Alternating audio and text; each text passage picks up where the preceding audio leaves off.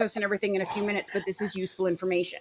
So that's the thing that makes us sort of stand out in the crowd, if that makes any sense. But for a clairvoyant and a medium, for people that do this kind of work, because we can't think before we speak, we get into an actual habit of everywhere we go, everywhere we are, we really struggle with thinking before we speak. So we really struggle with a filter, right? With having that ability to be able to sort of re-engage in society and, you know, be careful of what you say. So as you can only imagine, 23, 24 has been a real joy for me. Okay? Real joy, because everybody has to be careful about what they say right now, and I'm incapable. So as you can imagine, I have pissed off a lot of people in the last 2 years. But anyway, I try not to go live now because I have no filter. Right. But the thing that you got to understand is that then, you know, in regular life, it actually makes you feel kind of crazy. Right. In our office, it makes you feel completely normal. The fact that you don't think first and you just talk and you just say whatever's being said, it actually makes you feel good. Right. And that's the thing. When you actually learn to start listening to your true intuition instead of second guessing it, when you learn to realize that it is actually here to guide you all the way through the process, every step of the way, and it cannot and will not lead you in the wrong direction.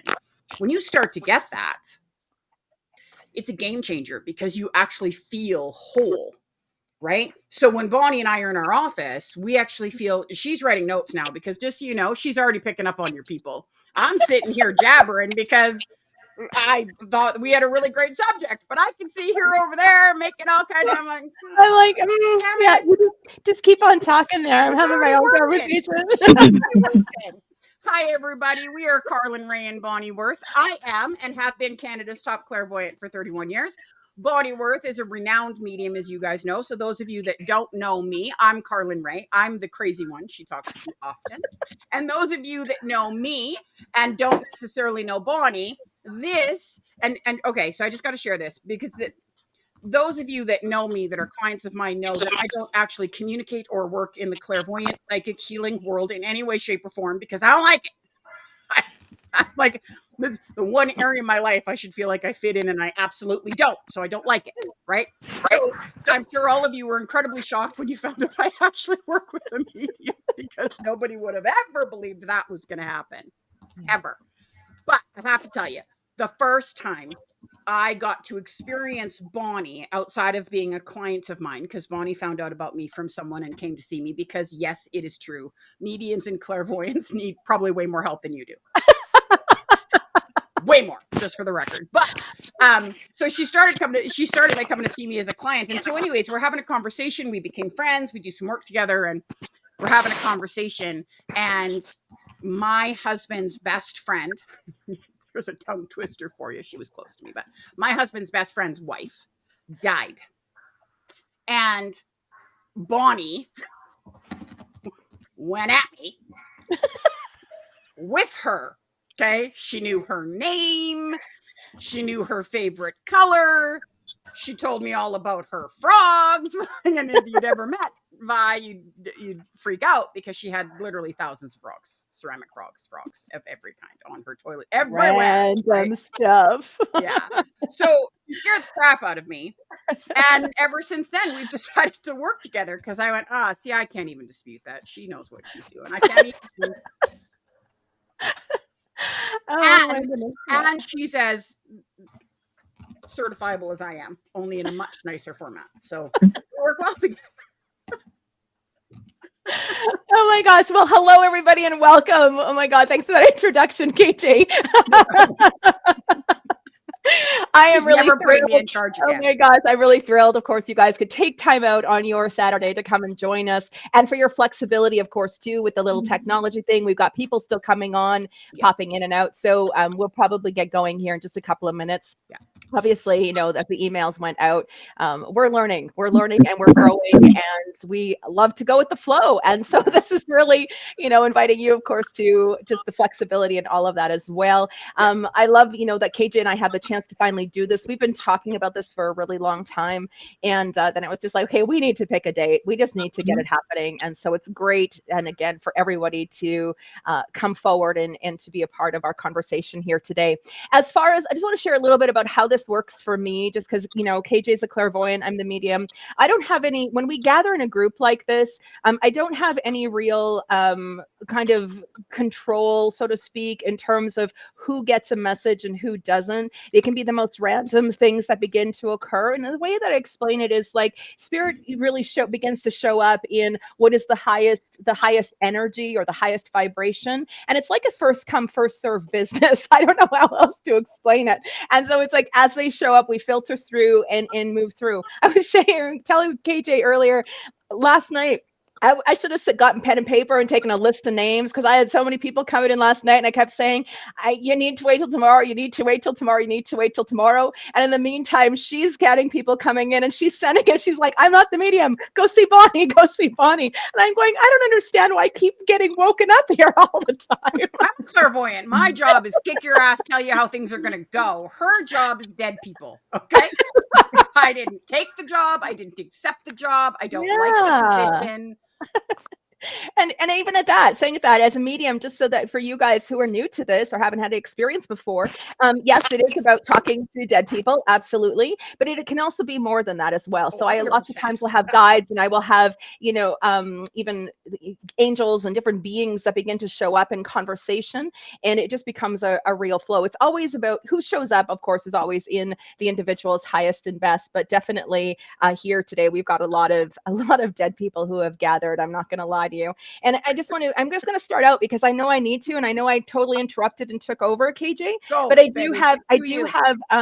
do have two people coming forward. I have a father and a mother. It's like mom and dad. I want to say that they were very religious in doctrine. I feel like their religion would have been a big part of maybe how they orchestrated their life, and definitely wouldn't have believed in any of this, and are showing me that I'm also seeing a baby, and the fact that it would be like a new baby that has come into your life, or there's a new baby, and they're really excited about this baby. They're really excited about the baby, and also excited about what this baby means for you as an individual. So this would also mean that you're probably a grandparent in some way. So do I have someone? Does that make sense to anybody? Anyone connects to this, you're going to see on the bottom, I'm just cutting Bonnie off for a second. You're going to see that you can actually stick your hand up. You can do a thumbs up for her to be able to connect to you.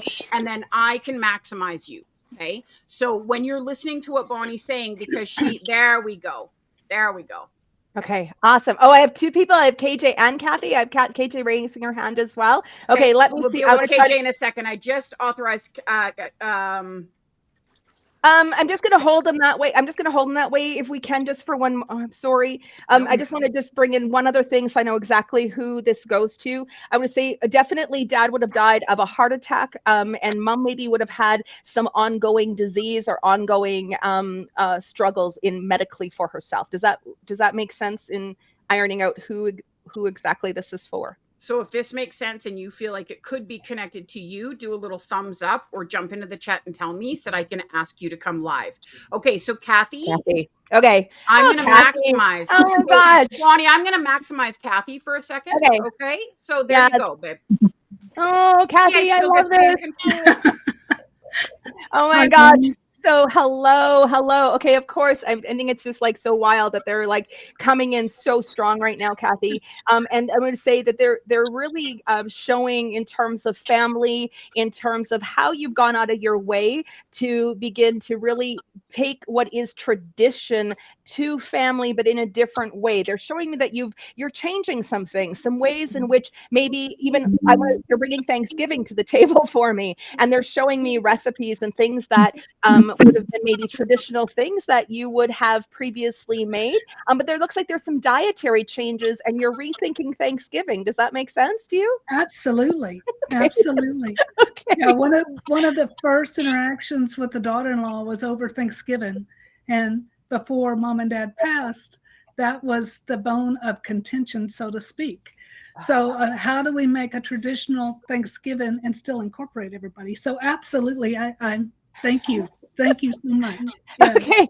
Okay, amazing. Because I want to say that your mom especially is really excited about what you've been able to kind of bring together, the new traditions, how you're going out of your way to consider everyone in the process. I'm also bringing up, of course, I know that there was a surgery that recently took place, but there's also an invitation here for you in terms of how you're eating. Like there's now coming to the table at Thanksgiving, there's other things to consider in terms of your own personal needs. So she's really wanting you to take this healthier approach, or this way that you're kind of shifting and changing. It's okay to let go of some of those other recipes, but can you keep the pie? She says, can you just keep the pie? Absolutely. Absolutely. We can keep the pumpkin pie. And okay, good. Because she's like 100%. She says the pie. Need the pie. Absolutely. Thank you so much. You're Such so a welcome. message I needed to hear. So thank you so much. Good. You're welcome. So just super quick, Kathy, also just to add to that equation, there's some legals that's going to be coming up over the next 9 to 13 months connected to family.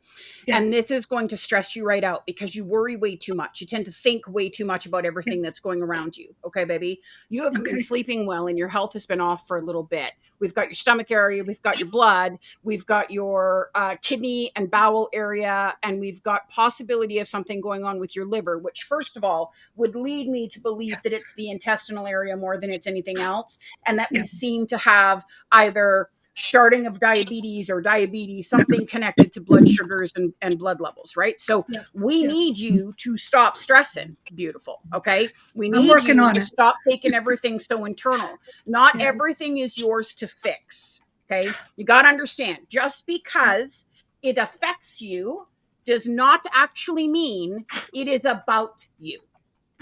Okay. So it's so important to keep that on track. Okay. Yes. The other thing that I just got to throw at you, my beautiful girl, you've been picking up messages. You've been hearing things from the other side your entire life, and you keep fighting it. And just so you know, that is why you are in the physical place that you are in right now. This has to stop. It has to stop. Okay. So I'm going to suggest to you what Bonnie and I were talking about before we even hit record, which is stop thinking about what you're thinking. Like stop thinking about what you're going to say. Don't stop thinking about what you're thinking. See, no filter. Okay. Right. You got to just throw it out there, and it doesn't matter how crazy it sounds. And then the other thing that I'm going to throw out here really quick, and first of all, it's lovely to meet you. I have to assume you come from Bonnie because I don't think we've ever met before, but I'm super excited to meet you.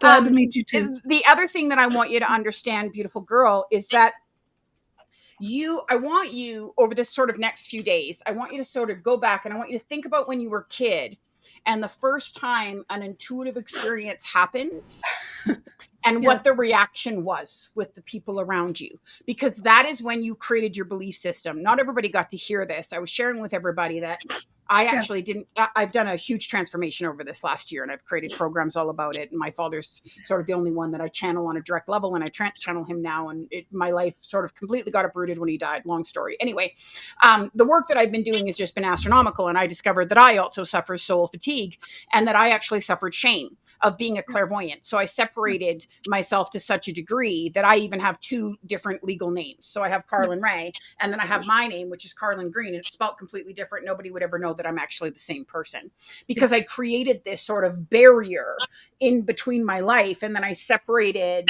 the human life out of my world. So it's out of my husband and my children. I shoot everybody else away. Family, friends, didn't matter, right? I made sure that everything that I brought into my life was connected to the clairvoyant world, because the clairvoyant wasn't ashamed of what she can do. The girl that had her first experience was ashamed of what she could do, right? So I want you, because that's what's blocking you, okay? I want you to go back and figure that out, because she's still way too scared to show her true colors, and you need to show her that that's okay, because you're still reacting to your abilities at about 6 or 7 years old. And as you know, because we've already 6 and 7 years old, they're crazy. They should never you don't make rational decisions till you're 30. And even at that, it's questionable. Like, it's questionable even at 30. Probably call mom, because I'm still going to tell you it might not be a good idea. Really, do you know what I mean? Like, that's not true. My kids are amazing. But you see my point? Like, I do. You got to go back and you got to talk to her, sweetheart, because she is blocking you completely, and now you're getting sick. Right? I tell people all the time, if I didn't do what I do for a living, I'd have been dead. I'd have had cancer. I would have been dead. Yes. Right? I'm going to bring in I'm going to bring another part of the equation here for you, Kathy. Your mom is also coming forward here, really talking about your husband. And there is almost like you need to let him take care of you. You've come through things, and she said you're going back into taking care of him and make sure he's okay and he's got his meals. And she's saying you need to let him take care of you. He doesn't know how to help you, so you need to actually tell him, bring me a cup of coffee, bring me a cup of tea, I need a sandwich, whatever it is. You have to let him help you. If you can't get in and out of bed, if you can't, whatever it is, give him some things to do, because he's feeling really helpless right now. He's feeling real, and if you just need to be loved. You just need a hug. You need to be. She says, let him know. He's wandering a little bit aimlessly, feeling very helpless right now, and you need to let him take care of you. Yes, and he's listening. I'm so glad, because I'm sure he's got a smile on his face. You know, there's a lot of things that men and women actually don't understand about men and women. And so I'm going to apologize to y'all, because I am a clairvoyant, but I'm also a therapist. I'm also a psychologist. So this is going to come out too. Women need to be wanted and desired. And when we don't feel that, our emotions shut down. Men, and I want you to look at your husband while I say this, okay? Men want to be needed. And if they don't feel needed, they shut down their emotions. And this is where a disconnect comes in a lot of relationships and marriages, ladies and gentlemen, because women think that men need to be taken care of.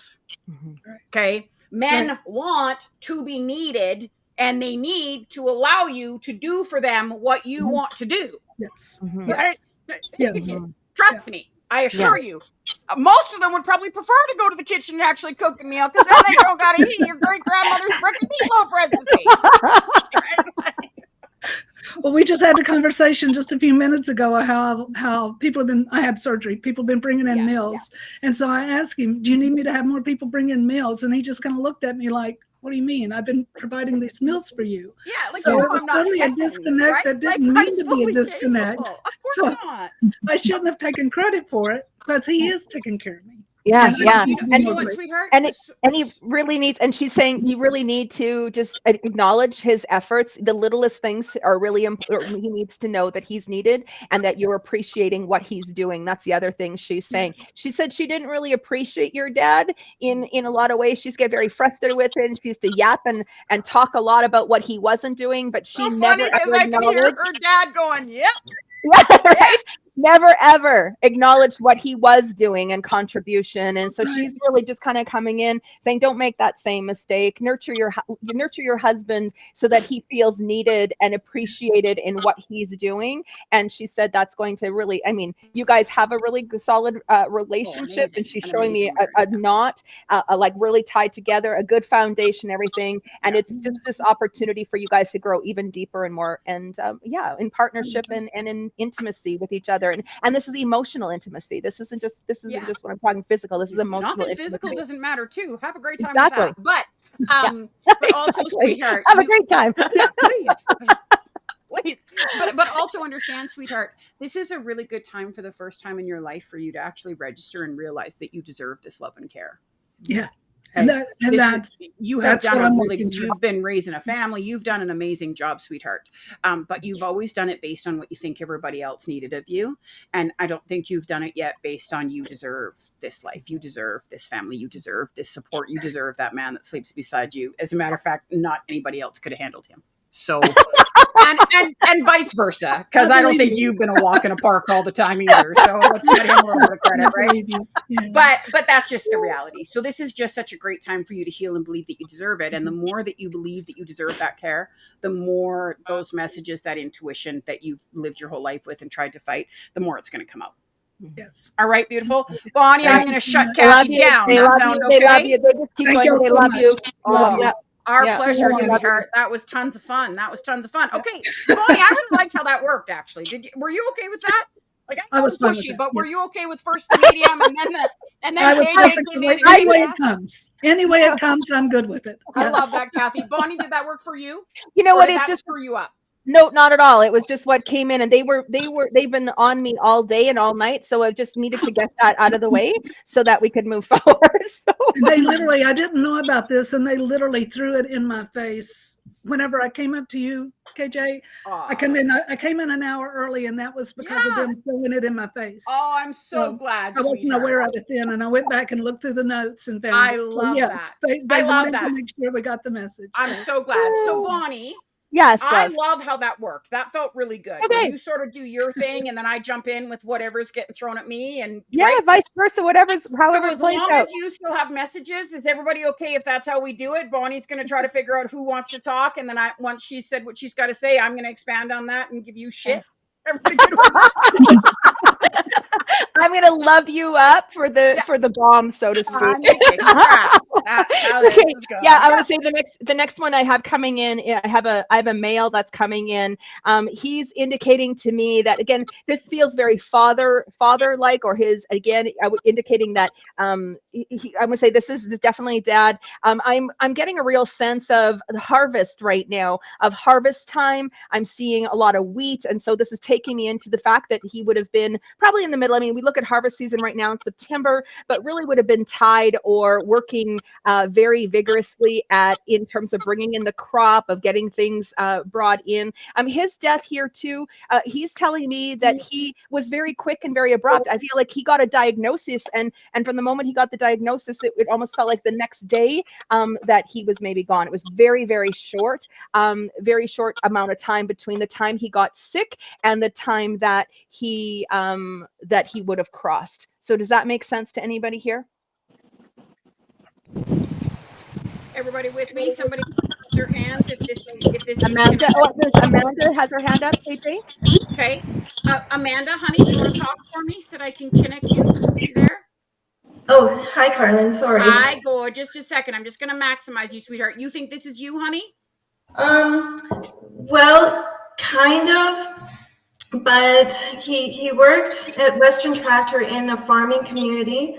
He wasn't an actual father, but he was a father figure to a lot of people. Okay. Does that connect to you, Bonnie? Do I maximize her or no? I'm going to say, just give me a moment. I'm going to bring in see what else he can show me here that might really help to kind of finite this a little bit. Okay. One of the other things, he liked to chew. Whether really,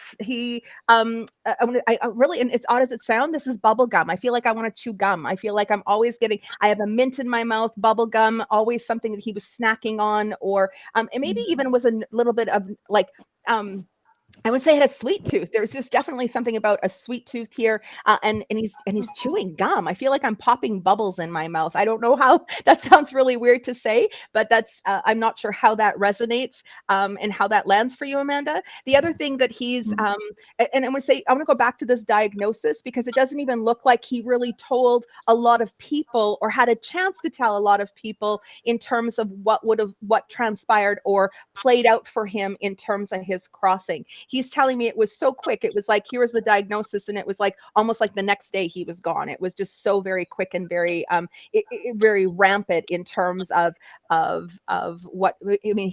I would say he's stage 4. He was stage 4 and beyond is what he's telling me. Does that make sense for what you're saying, Amanda? No.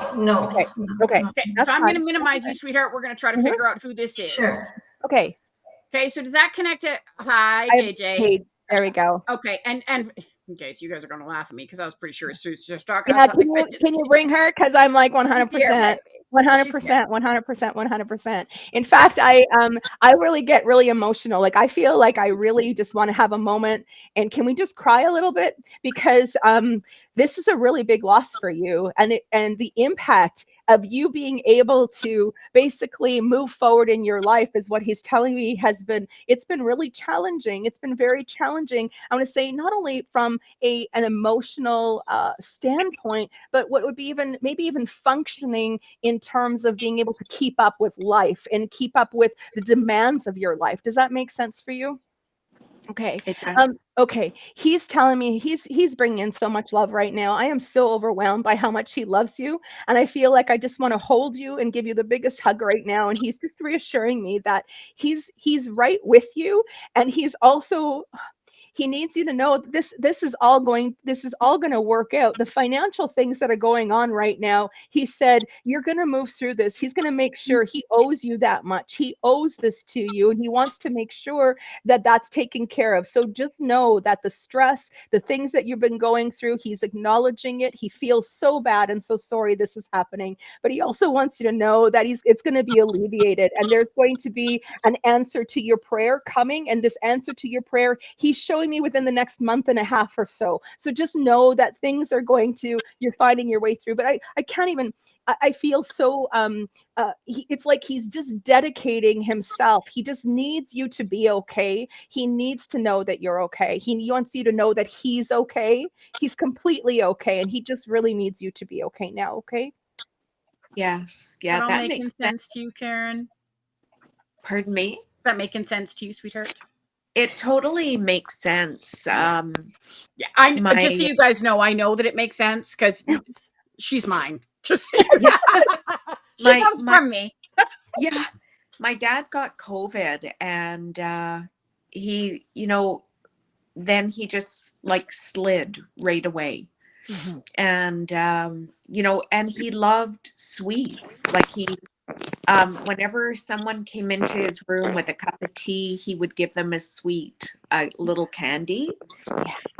And the thing financially, my stepbrother, we had a bit of disagreement, and I'm walking in my truth with all of the And you need to stand your estate. ground, sweetheart, and that's really tough for you to do. That's a new thing for you, Yeah. beautiful. It really is. But you got to stand your ground because your brother's tried to bully you. This isn't the first time, and it won't be the last time. Yeah. And because of standing in my truth, we're working it out as family, and we're becoming stronger. Good. Yeah. And, however, you're right, KJ.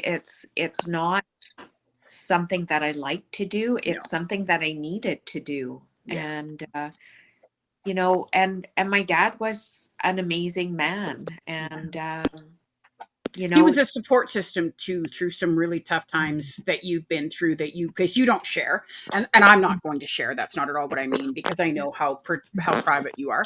But it's, he was also such an incredible support system through some really tough times, and I would sort of the clairvoyant in me, because, and again, this is, yes, I'm the clairvoyant, but I do know this beautiful woman. She's been a client of mine for a lot of years, right? So there's also a connection, obviously, because Bonnie can tell you too, you can't have clients for as long as we've had them and not love them like they're a piece of us, right? Exactly. And so I know that you've lost that person who sort of understands, and I'm sure that your dad really doesn't like that you don't have that private, do you know what I'm saying? That you that you could share the things you don't share anywhere that you deal with. And so I'm sure that's probably a lot of what's going on with your dad too. Yeah.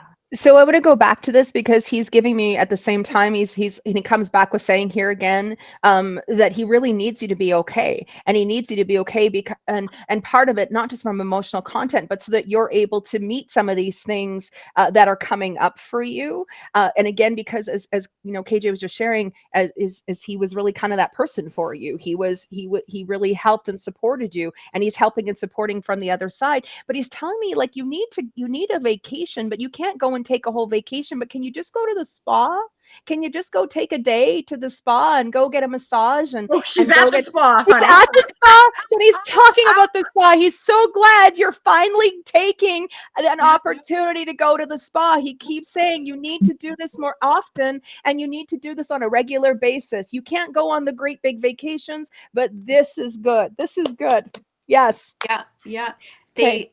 They've kind of left me alone in here and doing their thing, so it's right and perfect. Oh, that's amazing. That's awesome. Yeah. Just really quickly, because you're here, sweetheart, and I already work with you, so we already know I can pick stuff up. Do you got any questions for me? Let's see. I've had a lot of people pass over in the last year, a lot. Yeah. And just recently, a friend of mine, September 9th is, and I'm, whether to just wait and see if something comes up from her, or you know, Bonnie, more are you thinking about her? Is that what you're doing? I'm just trying to get clarity on this. Were there some kidney related issues with her? me. Nope. Not entirely certain. Okay, okay. I can tell you I feel no, just so that you know. Okay, because then it may not be her coming in, and it just may be that she may be coming in later. Being that she just crossed, though, I just want to bring this into play, is that even in September, you said September 9th, sometimes they go into a little bit of a rest or assimilation state on the other side. I just don't feel like she's coming in at this point, but I do have someone who has some kidney issues or would have died with some kidney issues. I'm being taken, so we'll just take pause on that. Yeah, but just know, just a sec. go ahead. Sorry, we'll go there in just a sec. Funny, just see, because I'm feeling drawn to share this with all of you guys because I think you guys would find it fascinating. And this was amazing. Like even Bonnie, both of us were blown away that this happened. When my dad first died, he actually came straight to me right away, and he actually trans-channeled. He actually trans-channeled the whole message to my mom and my sister and myself, and then he took me on this journey. It was, I think he might have had a little fear. And so I don't know how he got permission to take me on this journey, but he took me on this journey, literally held my hand and walked me through this hallway that they go through when they first cross away. And this hallway had all of these rooms, like open windowed rooms. It was, it's my dad. So obviously, weird. But anyways, these rooms were all, and it was like memories, like videos or like they were pieces of his life that were actually happening inside these rooms.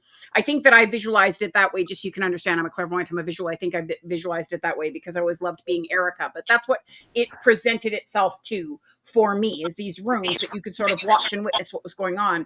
And he walked me through the journey. And as he was walking me through the windows that he was showing me, he was telling me what he was learning and discovering through that process. And he shared with me that that's actually why no matter how good you are at being able to connect to the other side, that's why this can be somewhat difficult to do in the very beginning, because they're busy and technically they're not allowed to have people in this hallway with them. I still have no idea, other than it was a complete and total game changer in my life, and the universe has made me create an entire program on it because it changed everything. Like, I'm not even the same person over the last year, and this is what started that. So it was an incredible gift for me. But I'm sharing that with you so that if you've lost somebody recently, understand that they're going through that at the same time that they're watching over you. It's just a really cool experience that I thought I'd share. A beautiful experience. And I talk about assimilation because that's just, they go from a physical state of being to a non-physical state. Yeah. And there's an adjustment period that they go through. There's things that they, address as they go through this hallway and as they go through their own understanding of life now. It's like, life without the body and life, as it was to what it's becoming for them. And so, just giving some time for that doesn't always last very long. For some people, it can be something that's, a couple of weeks and they're fully immersive and they're coming back. And for others, it can take some time depending on the impact of what their life has been. For a lot of individuals, they're very active and very easily can connect right, within that first, week or 10 days after they've crossed. And then after that, they go into their assimilation and they go through their process on the other side. So I really get a sense that you're going to have a connection with her, that she will be coming in, but I feel like she's going to be coming in more directly to you than through something in this way. So watch for the signs. You're going to watch for the signs that are going to come through, the ways that she's going to show up, and especially pay attention to I want to say repetition of color. This is what's important. I want to say, if you're starting to get stopped at all of the red lights, if you're all of a sudden wanting to wear red, I feel like she keeps showing me, or not she does, but I keep just said, look for the repetition. She's coming in repetition for you. And that's going to be one of the things. And red is really significant here for you. So just however that fits, but she will be coming. I'm not picking up on her here today. I'm so sorry. Bonnie, are you okay if I pause you for a second? Because there's someone that I want to grab and maximize, that I want to talk to you for a second. We okay with that? Yeah, absolutely. Becky, beautiful Becky. First of all, how are you today, lovely? Hi. Hi. I'm great. I'm so glad you wanted to talk to me. Did I? Yeah. So first things first, honey. Okay. Talk to me about this business that you're building, that you're feeling a little stumped on. I'm wondering where to go next. So Okay. I have my master's in Reiki, and Yes. I am a student with Bonnie, Yeah. Oh, and I'm lovely. in level 4. Love it. So I'm a little bit stagnant with my business, and I don't know what to do next with it. Okay, so a couple of things right off the bat, baby. Okay, so pause for me for a second, because a couple of things that are going on. So first of all, I have to say, well done, Angel. This last 5 to 6 years has been completely transformational for you, and you have been walking on unfitted ground, and it's been scary and it's been overwhelming. And it's made you question everything about yourself. And I want you to know that we are so proud of you. It is a really tough process to go through. It's like walking through a tunnel to become who you're supposed to be. But you've always cared so much what other people thought or how you were perceived that it was a very difficult tunnel to walk through. You've literally had to change how you perceive things, how you want other people to perceive you. Like you've really had to sort of open up. Right. So I just think you need to be so proud. Okay. I just think you need to be so proud. And I love that you honor and respect the work that you want to do, because 7 years ago, that wouldn't have been the case. You'd have wanted to keep it in a closet somewhere. So good job. Okay. So the thing that I keep hearing is that you're still a little scared of your actual power and potential, baby. So you're cock blocking yourself, my love. Okay, I got no better words for it. You're getting in your own way. You keep telling yourself that you really want to make a difference and help people, but you keep trying to limit it to this, slow progression. And I don't know if you realize this, honey, but the thing about you that hasn't changed is you don't do anything slow. So stop trying to go slow. Okay? Okay. You are a healer. I understand that you went to Reiki. I understand that you work with Bonnie. You are a healer. You have always been meant to and intended to create your own healing program to teach to other people, because you are also a teacher. Okay. You're not a doer, sweetheart. You're a projector. Okay. As much as the one-on-one might feel really good, that's not your process. That's not your pattern. That's not your path. That's not your journey. That's not where we go.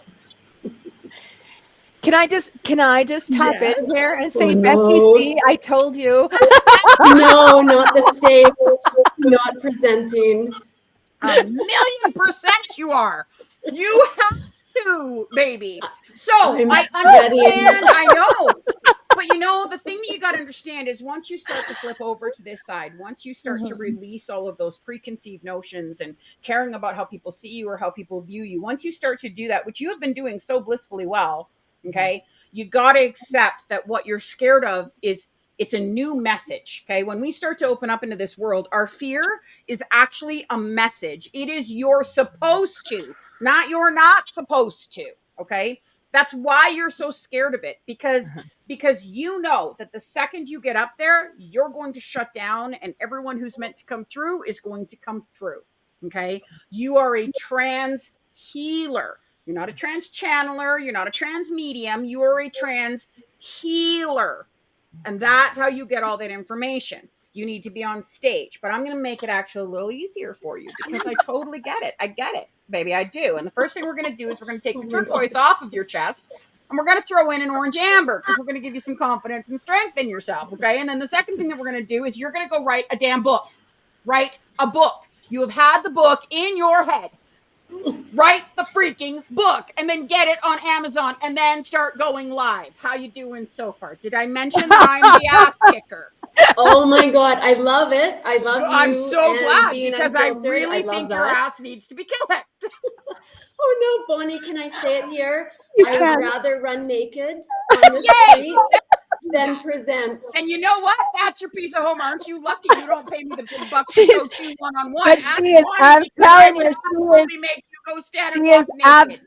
I'm telling you, what she's done in the last month or so here, she's starting to get out of that. No doubt where, in my mind, baby. like, And I she's have really, no doubt you're getting her there. But she's they are getting it. giving you the gears something Yeah. huge, because you're trying to resist it. You're trying to be all, oh, it'll be so sweet. I'll just take clients. I'll just work with people one-on-one. I'll just, no. No. Let that light shine through, beautiful. Let it shine through. I love it. Thank you. You're welcome. I think. I think. See, the no. difference is my clients know I'm a bitch. Bonnie didn't warn her clients. No. No. I do love the raw unfiltered. I've always been attracted to that personality. So I do love you already. I'm Yeah. so glad. Right? I'm so glad. Yeah. Bonnie, you got anything else for her? Well, I mean, as always, it's so funny to me because, you know, I mean, what would a conversation with you be without Blair coming in? Like, Oh my gosh, right? like, Look at, seriously, like, I've been thinking about him. okay. Is it around the anniversary here? Is there something significant? I feel like there's a celebration or an anniversary. Yeah. So okay. Blair passed October 13th of 2021. Okay. Yeah. Because he's acknowledging that. And he's also, of course, he's like hands down celebrating everything that KJ just said to you, because he's been trying to get that across from you and trying to get you to realize that you're so much more, that you've really been limiting yourself. He does bring in some caution, and I just want to say I'm holding it like this because it's a little bit of caution in terms of personal relationship. And of course, I'm not going to go into detail here with being on the live, but he says you already know exactly what he's talking about, and everything is coming up roses.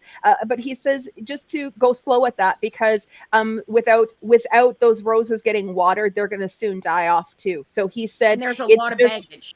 There's a lot. Yeah, there's a lot from other relationships, from other connections that is being brought into this. Sorry. Yeah, and I would say there's still. So he's just saying on the side of caution here to not go 110% in on this yet. Just still err and always be in question of, you know. And again, work with your guides and work with him and begin to just, you know, move into some questions around: is what I'm seeing really true? Is what I'm being told really true? Is this the truth of the situation? Start to ask for the truth, and the truth will be shown. Okay. Thank you. Just super quick, because I thought it was such a great title. Kathy actually threw into the chat, Becky, that the name of your first book should be "I'd Rather Run Naked Than." That's a catchy one. Brilliant. Hopefully, I'll sell millions. I'd like Kathy to come up with a name for my book. That was brilliant.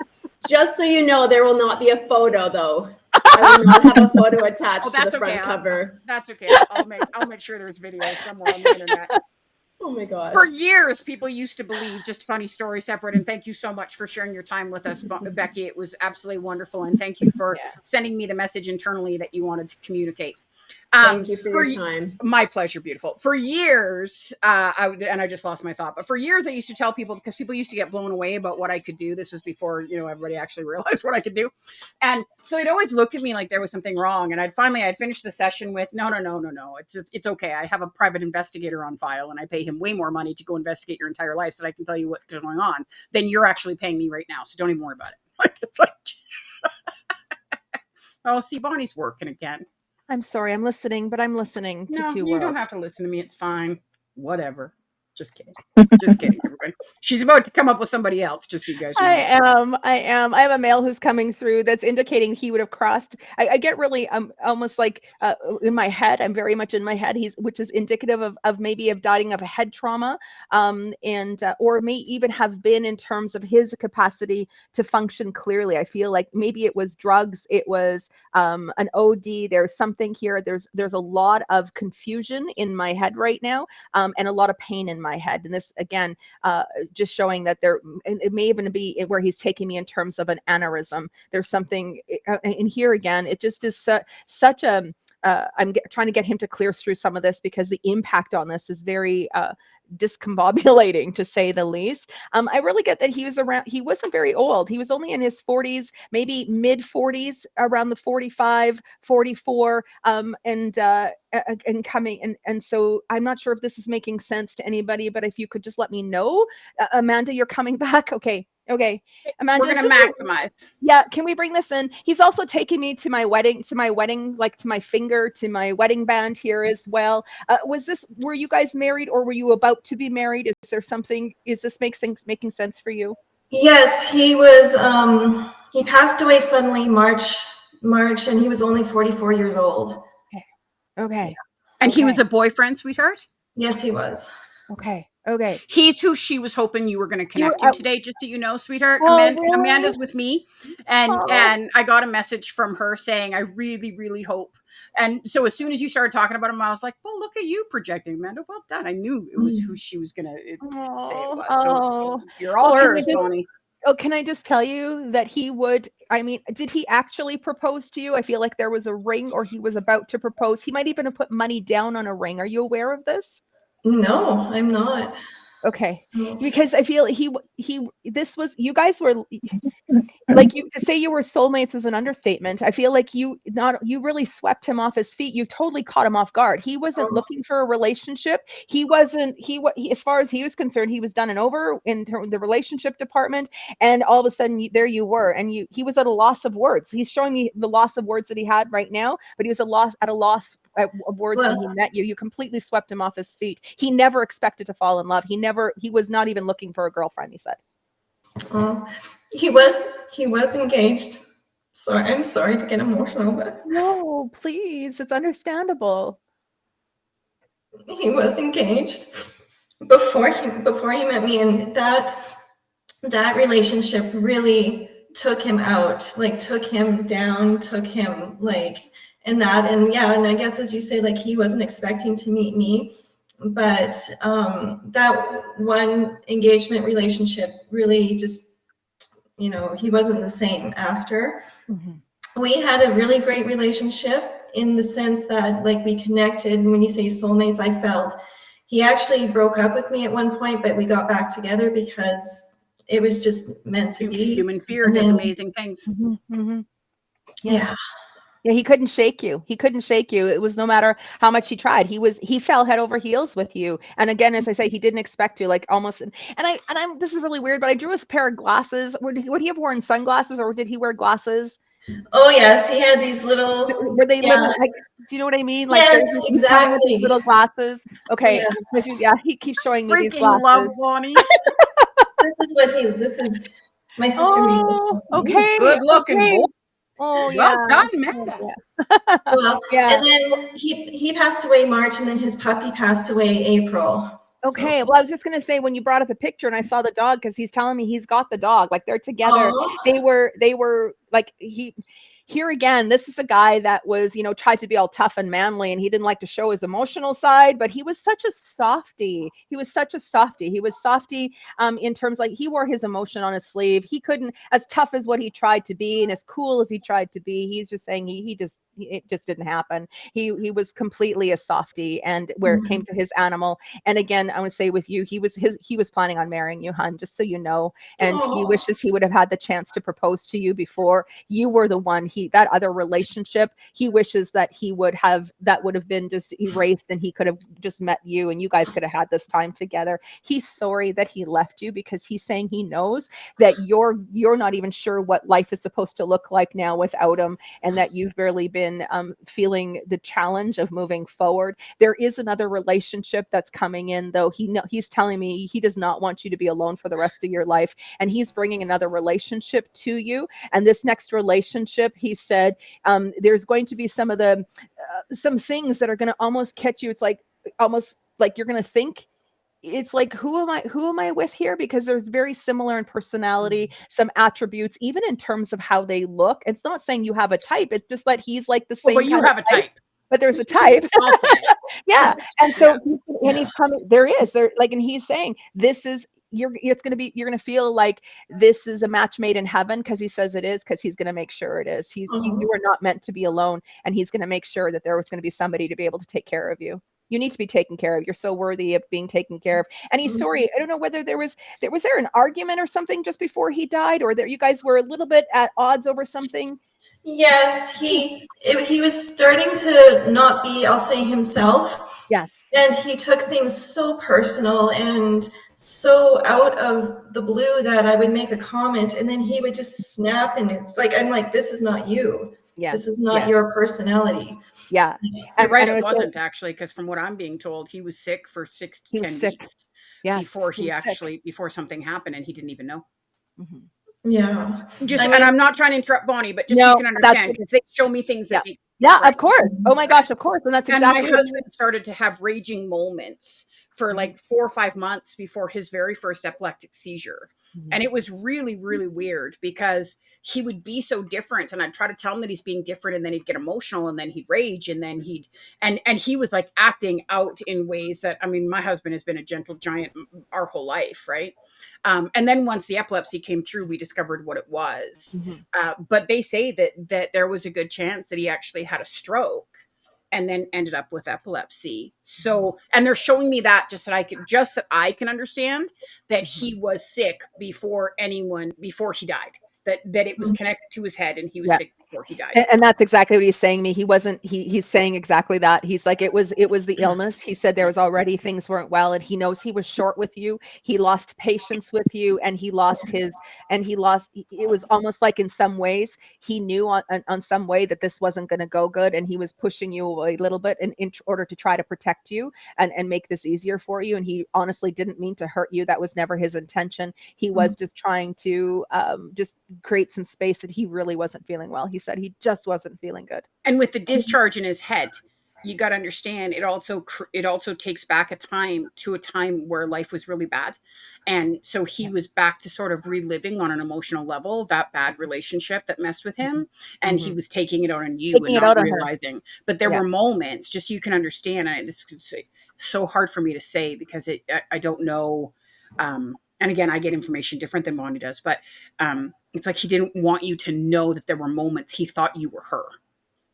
And he didn't want you to know that because he knew you weren't her. But when you'd say something, that's what he's seen. It was like he was getting triggered constantly because he couldn't process the information because there was something wrong with his head. Okay. Yeah. Okay. And Amanda, are you getting a new vehicle? Did you just get a new vehicle? Or are you looking at a new vehicle?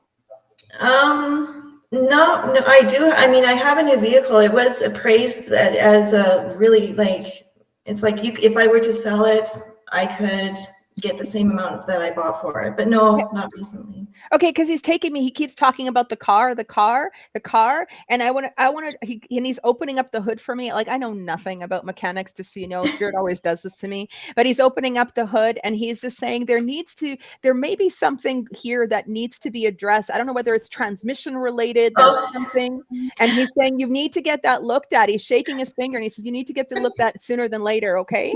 My oil change light has come on. Leave it to the man to be the mechanic when he's not even here anymore. Right? My oil change light has come on, and it's like he used to do it for me, and so of course I cry, and it's like I have to schedule an appointment, but he used to do it for me. Yeah, and he says you need to get that because you're gonna have transmission issues. He keeps telling me, so you need to get that taken care of on Tuesday. Good. Also, and I'm sorry because this isn't actually about you. This is about somebody in your life. There is somebody very significant to you that's trying to have a baby and is about to get pregnant or has just gotten pregnant. And it's a real joy, super excitement. Yeah. It's been a long time coming. And I think you know, Karlyne. I think I do too. But I didn't want to just assume. But if it is who I think it is, please send her a hug and tell her that the message came through to you. I know she's been through a real tough go, so now I do know who it is. I know she's been a real tough go, but baby's coming. Baby's coming, and she just needs to keep that faith. Keep that faith. Okay. All right. Good. Awesome. Good. Okay, so baby, I'm gonna forever and always. He says forever and always. I'm gonna minimize you, beautiful. Okay. Did you get what you needed today? Do you feel better, my love? Yes, sorry. Again, I'm emotional, but thank you so much. You're welcome. You should just be it should be so wrong of you to show emotion, honey, and show Bonnie that she's not an idiot. She knows what she's doing. No, just one last thing though. Like when you said it was just reconfirming how he felt about me because we never used. I knew he cared about me, but I just wanted to know if he actually loved me. He absolutely did. 100%. 100%. Yeah, 100%. And I would say he showed you in many, many ways, and he was scared to tell you. He was scared of how quickly he fell in love with you because of what happened previously. He loved you 100, and he wishes, and he's telling you now over and over. He's saying, I love you, and he's saying, and know this, always and forever. He says, always and forever. But you got to love someone else too, sweetheart, because that won't be okay. Oh yeah, and I was saying he's making sure like this relationship's coming in. You're gonna get He's basically gonna do to you what you did to him. Remember how he said that you swept him off his feet? This guy's gonna sweep you off your feet. Anytime soon or in the future, far future, or not till probably next year. Okay. Yeah. Okay. He says you need some time yet. Yeah, I do. Yeah, you're not ready for it yet, hon. So everyone give me a thumbs up who's having a good time today. Are you guys enjoying this? Is this kind of cool? Are you thinking this is sort of something that you enjoy and you might like to do again? That is so awesome. I'm so glad. Okay. So you got another message coming through, Bon? I'm just going to just pause for a second if I can. Yeah. That one was really emotional. Like that one, a sip of water. I mean, I'd like a sip of water and I need a moment because that one was really big. And I've been sitting back here enjoying my coffee and my vape the entire time. You know what? We're going to pause. You know what? We're going to give Bonnie an extra minute. Angie, oh, stubborn Angie, who I do not know, but just for the record, you are one stubborn woman. Just FYI. Hey, I know Angie. Hi. Yes, you do. Hello. Really like you. You are stubborn. Man, when you decide something's going to go away a certain way, that is how it's going. Plow it through with a hammer. Making that happen. Wow, yes, sweetheart. Wow. Yeah. So first of all, I will give you some credit because you have mellowed a little bit. You have. And people that are only getting to know you now wouldn't realize that. But anyone that's been in your life would significantly think you've been on Valium for a while because you don't need to have 30 plans now. You only need to have a few. Right. And I'm not trying to be sarcastic when I say that because that's a lot of work, baby. You've done well. That was tough for you to do. So there's no sarcasm when I'm saying that. But you do trip yourself up all the time. Okay, because you have an awful lot of fear and you really don't like vulnerability. Like at all. Yeah, 100%. Wow, baby. So what do you want to talk about today? You want to ask me anything? know. You get a clairvoyant. You know Bonnie, so you already know how the medium works. Now you get a clairvoyant. Very you can't well. be anything. I didn't, it said like, make sure you have questions. And I thought, well, if mom wants to come through or whatever, but I'm just always here for like, that would be vulnerable. Do you have a surgery coming up? I have a what? A surgery. Possibly. And it comes across elective. So it comes across like you're choosing it, just for the record, and the results are going to be very good. So it's either you're choosing it or you have to approve it. It's not an absolute unbelievable requirement, but you're going to do it, which is why it feels elective to me, just so you can understand. Oh, good. The results are actually really good, and they're going to create quite a bit of an improvement, which is wonderful. I also have travel coming up for you. And I'm hearing talk about you guys thinking about moving or getting another location. Yes. Well, I was expecting yes. Yeah. Well, my in-laws are not, they're getting on in age. And Sean and I kind of like our freedom. Yeah. So that is kind of where it is at. It's do we purchase their home? They live out at lakefront, out at one of the lakes. Well, and I am seeing water, just so you know. So I do think you guys are purchasing. And it's really it's hard to decide if that's what we want to do because they want to build a granny suite. Yeah. And then we live out there. Yeah. And take care of them. So Sean works from home. Because I said, I am not a caregiver as much as I'm a Cancer. I'm not a caregiver. On and your I found page, that out. Baby.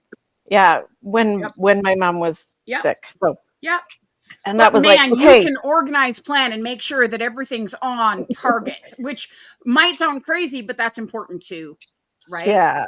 And I do think that you guys are going to do that. That actually feels right for me, but it also feels right because within a couple of years of being out there, mom and dad aren't actually going to be able to be out there. Well, first of all, it's not going to be mom and dad, which means within a couple of years, one of them is going to cross over and then there's only going to be one left. I can't tell you which one. I apologize. That's not my department of expertise, but so one of them is going to pass away and then the other one won't be able to stay there. So then it will become your home and then the granny suite will actually become an investment because I don't see you moving from there. Okay. So I see you buying it and turning it into sort of home and then having people, be able to have that suite, and that you guys would actually really enjoy living there without sort of the caregiving and all that kind of stuff. And I don't mean any disrespect when I say that, but we still have to live even while our parents are aging, right? My mom says it to me all the time. Don't you dare make plans based on what you're going to do for me, right? Because we still have to have a life. Otherwise, we're spending the rest of our life taking care of the people that, and that's the only thing we're doing. That's not sort of how it works, right? And it's certainly not how most parents want it. Yeah.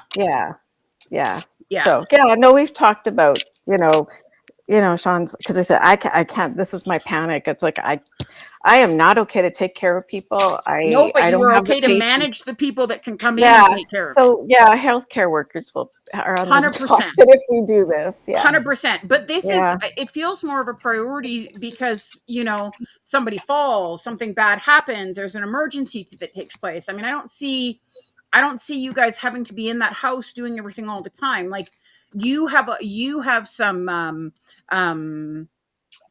what's the words that I'm looking for? Like restrictions about this, like some reasons why you're not sure that this is what you want to do, which is the reason it's coming up, right? I don't think Sean wants to do it either, just for the record. I just think he feels I know he doesn't. And doesn't have a choice. But he's just flying home from his motorcycle trip from taking the bike down to Vegas. So it's like he has plans. He wants to continue that too. It's interesting. You said, but here's the thing: you can do that. You can, and you will do tons of traveling. Just for the record, even while being there for mom and dad. Okay. So the reason it's coming up for me is for you to understand your job is going to be to organize the help and for you guys to be there when there's an emergency. And when you're away, somebody's staying at your place to make sure if there's an emergency, not actually to take care of them. And really, it'll be within 2 years of being there that they both won't be living there. One will be on the other side and one will be deteriorating quickly. I kind of knew that. Yeah. Right. That being said, Angie, just, mom and dad are here. Your dad is here really probably stronger even than your mom. Your mom is right here. They're both here for you. They are together. They show me dancing. They're doing so much dancing and partying on the other side, just so you know, like they're playing cards. They're having a great time. It's like the party has continued. They show me that they love social gatherings. They loved people. They loved community, and they've got it going on the other side in those ways too. Just know that they are together. Awesome. Your mom is also showing me, and I drew this again. There is I don't know if you can see this or not, but there's a crucifix, or there's like a necklace here that she's indicating you would have wore her necklace at your wedding, or there would have been something that you wore of hers. Is she, or I'm going to say maybe had displayed of her. She's really taking me to this. Does that make sense? Yeah. I didn't wear the necklace. My niece did. Your niece. Okay. The necklace is set. But she was wearing the necklace in the pictures that we had set up for her, at the wedding for her and dad. Okay. And so your niece has this necklace? I think so. She has it. Yeah. Okay. Because your mom actually wants you to have the necklace, and I don't know how did you actually have the necklace and give it to your niece? Or did I don't know how the niece, I'm not sure. Okay. You know what? Just wait. I gave her the one with the heart, and it might still be, she wore it at her funeral, and you know what? It's still in her jewelry box. That's the one thing that she only left, right? She said, Angie gets all the jewelry box. She can do with it what she wants. And I still better be what my have mom to says go too. do that. I still have to go do that. It's at Michael's, but yeah. Yeah. She wants it, and she wants you to wear that necklace, Angie. She says that's going to keep her close on your heart. It's going to keep you guys, you're connected anyway, but it's like when you're feeling at times when you're so overwhelmed. And again, she's thanking you for how much you took care of her, because when you say that you dropped life to go, you're not a caretaker. She says, trust me, she goes, she is. She didn't enjoy it, but she said, you're very good at taking care of the people that you love. But you did not. She was actually mad at me too. Part of it. I'm like, okay, Mom, what can you really do? But anyway, really, you were not. Can you not take care of this for yourself already, Mom? Yeah. Yeah, it was funny. So she's saying, but she's also bringing up also, and she's showing me the job. She's talking about your job. Yes. And now, are you looking at semi-retiring or stepping back here in some way? Okay, this needs to happen. This isn't even like there is a maybe, you know, and in a year or a couple years. Like, are you taking action on this? Because I want to say she's really pushing for this in the next 3 months for you. Oh, geez. Before the end of the year, she says, okay, well, I better win the lottery. The stress. You've got to alleviate your stress. Yeah. Honey. So I've already taken a step back from what I was doing that I wasn't enjoying so much to a different part of my job that I'm enjoying a little more. I have an amazing leader. She's like my manager is like, she's as intuitive as I am, if not more. And she's like, okay, you're going to do this. I only have from 10 staff, I've gone down to 4. Wow. And well, I have 2 coming, but it's interesting in the next 3 months because I'm like, I don't know why I hired these 2, but they're amazing, but they're also challenging. So that's interesting because it's funny that the 2 years came up prior because it's like Sean and I have talked about, you're retiring in 2 years. See, and that's funny and because I'm like, I think it's 2 years, but more. I think, but I got to tell you, I actually think that where the shift comes in too is that when you guys go buy the house and start to build this granny suite, that you're going to put yourself in the position that you can do so much of your work virtually. Mm-hmm. So, I can already. Yeah. I really, because I see you being at home all of the time. Yeah. I really do. And loving that. And so what she's talking about here within the next 3 months. And so looking at the job, what that means, and maybe it is just working more from home. There's a change in the job. There's something about the job that working more from home than what you're going in. She's really concerned about your stress levels though, hun. She says you're operating at very high max. And even though you've cut back your stress, what it's doing to you inside your body, there's health issues that arise here. Maybe that is related to what KJ picked up on in terms of surgery here, but I don't feel like this feels like there's more I want to say in terms of maybe some other challenges that are going to come up for you along the way. And she's bringing that to the table because she said she never really went out of her way to take her health very seriously until she got sick, and so she wants you to start taking your health seriously. And that also might mean in some of the things that you're eating and putting into your body, your gut, your gut is in kind of rough shape, she tells me. Yeah. I've been Googling. Yeah. Okay. I've been Googling. I'm like, you know what? I'm such a procrastinator. I'll Google and then I just don't go shopping and make it. I don't like cooking. So Totally get that. Interesting. Yeah, absolutely. You got any other questions for us super quick here, beautiful? I don't know. I'm good. That was lots. Love it. Thank Love you. it. I'm going to minimize you, gorgeous. Okay, so was that a good enough break, Fawn? How was that? Did that help? Yeah, absolutely. I was like, even in that, as you started talking, I was already getting lots coming in. So yeah. I picked up on that too. 100%. Yeah, 100%. So you got any other messages flowing through? Absolutely. Of course I do. And I would say this one's really interesting though, because I'm not sure who it's coming in from. I'm not getting is it a male or a female, a mom or dad, a brother, sister? I'm not getting any of that. I'm seeing LPs, I'm seeing records, and I'm seeing a lot of records being playing on an old fashioned record player. And it's really, and so they're not even like the big LPs. I would say they're actually, those smaller ones. And I don't know whether it's like you actually have a record collection or they would have had a record collection. They're very proud of their record collection. They just keep showing me that over and over and over again. Does that make sense here to anybody? Connect to someone? Somebody just unmuted. No. Nope. Okay. Nobody's connecting to that. Okay, that's fine. I'm going to go into this a little bit more. That's fine. It's just sometimes the most random things that begin to show up. It's all about the music and so I'm going to take that into a completely different way. Music would have been a very important part of this individual's life, and I feel like would have always had music playing, or maybe even music on the deathbed, like whether there have been a playlist or something that you created for them. This is definitely feeling like a woman in presence, but I want to go back, and I keep going back, and it may be a man, which means that this may also be someone who was of another gender, so maybe identified as another gender. I've got one hand up. Is it anyone else? Anyone else got a connection to it? Or I'm going to I know, sweetheart, I see you. I do. I'm coming. Just a second. Go. Yes, hello. Why don't I see her? Sorry, Oh, no. sorry. Who am I missing? I put Karen up. But just a second, Karen, I got to minimize you. Who said yes? Me. Which is that's lovely, sweetheart. Who is me? There's a lot of me's on this screen, so I want you to like do a hand. Give me your name, something that I can identify you to go max. Hello. Okay. I put my hand up too. I know you did, sweetheart. I know you did. Okay. Just give me a second, KJ. The other one?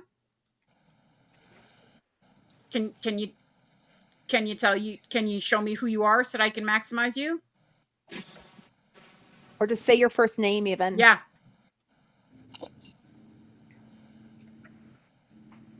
Because Bonnie, you think it's this other one, right? Not KJ. You think it's the other one?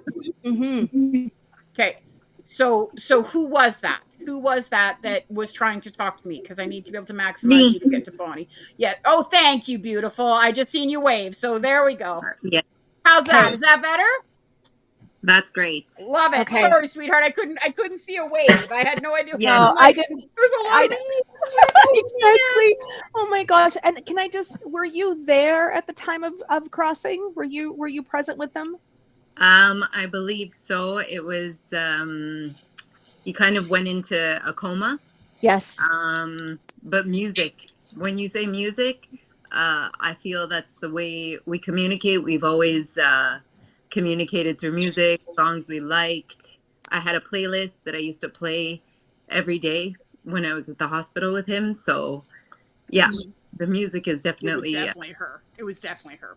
I feel so overwhelmed as you're talking about it. Can I just thank you for the music? Just to say thank you, because that actually helped to ease the transition. And so even though he was in a coma and he seemed in an altered state, he was still very aware of what was happening. And just so you know, that helped really in his transition. He was able to just relax into the music, and basically it was like his farewell was being held, and it was like just the singing and the moving through and the music just relaxed everything about it. He went from this world to the other world on the musical notes is what he's showing me. And he just wants to thank you so very much because you didn't think that it was, you might have thought, or you might even, like, science might have said, hey, that helps, the coma patients can hear music. You understood all of that, but he needs you to know he really did hear. He did hear not only the music, but he also heard the things that you confided in him as well.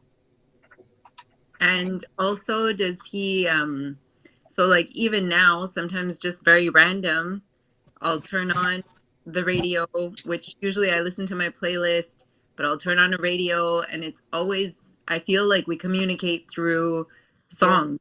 You absolutely do. You absolutely do. And he keeps bringing you the music. Music is like his heartbeat, so to speak. And so he can really speak to you through the lyrics. And he brings up these songs, like some of them are like the most random things. And if you actually like switched a playlist or have like technically quote unquote changed the channel, and like the same song is coming on again, it's like you can't, there it is there. Yes, 100%. Those are most certainly, he is coming to you through music. You helped him leave through music, and he's messaging you through music. You also have here as well, I would say he really shows a presence of him in your house. Like, do you feel like you're sometimes like, do you kind of look out of the corner of your eye? Do you feel like somebody's there beside you? Have you caught yourself? Because he keeps showing me he's right beside you. Well, technically we just moved into his house. So Okay, so that's where he's saying he's in the house. I got to tell you, Bonnie, because I feel like there's a lot of stress connected to this. And I feel like people are trying to make her life difficult connected to this house. Do we know about this yet? Are you waiting for me to answer on it? Or No, I'm waiting for her. Okay. I don't feel like that right now. Okay. So at some point over the next 3 to 6 months, something's coming up about this house, and you're going to have to make a decision. I mean, right now you feel really unsettled. And I don't understand that, because I feel like this house was what you guys wanted, but you're feeling so unsettled. I mean, I understand feeling unsettled because of the loss, but I'm not understanding the feeling unsettled about the house, because this is supposed to be the security blanket. Do you understand what I'm saying? Like, this is supposed to be where I can be cushioned, if that makes any sense, through this process. And so there's a lot of stress coming up over the next 3 to 6 months about you having to decide about this house. Okay. And I don't know if it's about the house or if it's about money that's in the house, but somebody is going to try to make your life difficult. And you, darling, you need to stand your ground, which I got to tell you, I actually think you're good at. Okay. It was one of the things that he actually respected about you, because as much as you let him take the lead, he always knew you were letting him take the lead, not he was taking the lead. Right? Like, you're very good at making the decisions and choices, and this is how it's going to go. So you're going to need to stand your ground, and you're going to need to decide, because it's like you actually have to decide what you're going to do with this. Okay. Right. Yeah. Yeah. Yeah, but I wanted to come back because I want to say his presence is very strong in the house. So that makes sure that I want to say that makes sense, being that it was his house, that you're there. His presence is very strong there in the house too. So even as KJ is saying that, he's going to be helping, because this house is meant to be yours. You meant to be here, but you are going to have to speak to it. And there may be some, he keeps showing me legal papers in regards to some things that need to be finalized here. And it's like, he's encouraging you to sign the line. So sign on the line. So whether that actually means full ownership, or that you're actually having to purchase the, quote unquote, there has to be some sort of formal purchase that comes up. He's saying, yes, to get the house. Yes, the house is yours. Yes, it's for you, irregardless of the challenges that come up. He keeps showing me your name on the dotted line. Okay. That all make sense to you, sweetheart? Yes. Not all of it, but yes. But you understand some of it's coming. What's your first name, love? JJ. JJ. Hi, JJ. It's absolutely wonderful to meet you. Do you got any other questions for me, sweetheart? I just want to know that he's okay. Bonnie? He is more than okay. He is more than okay. He wants you. He just keeps saying that over and over again. He says he's having lots of fun over there. He says this whole idea of peace on the other side, he's like, it's only as peaceful as you choose it to be. He's really enjoying himself. And here again, I want to say, it's very much similar to maybe what before, but I feel like he's really enjoying himself. He enjoyed life. He lived life to the fullest. He always was a part of he was like the center of everything that was ever going on. He was always needed to be involved in everything, and he's still involved in everything on the other side here as well. He wants you to know he's more than fine. He's not suffering at all. Everything that happened, the impact, the traumas, everything that he went through prior, or even in his life, not even just at his time as death, because he had a pretty challenging life, he shows me, and he just wants you to know, he said everything's good. He's totally good. And here again, he's really encouraging for you. Do you have some sort of spiritual practice that you're committed to right now? Whether you are doing, maybe there's yoga or teacher training yoga. Does that make sense to you? No, I just, I do a lot of meditation.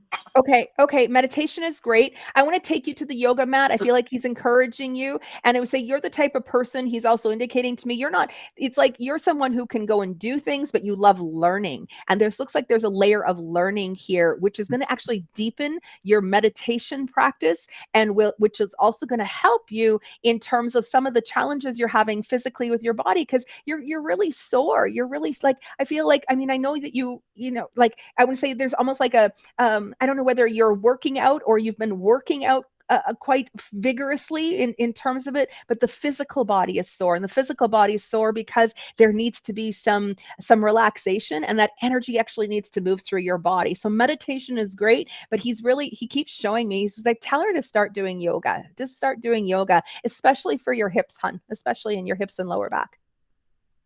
I'm going to jump in and tell you that I see this image of a hospital bed, and it being the calmest, most peaceful time that he experienced, which feels shocking to me, because he feels like he should have been in a lot of pain.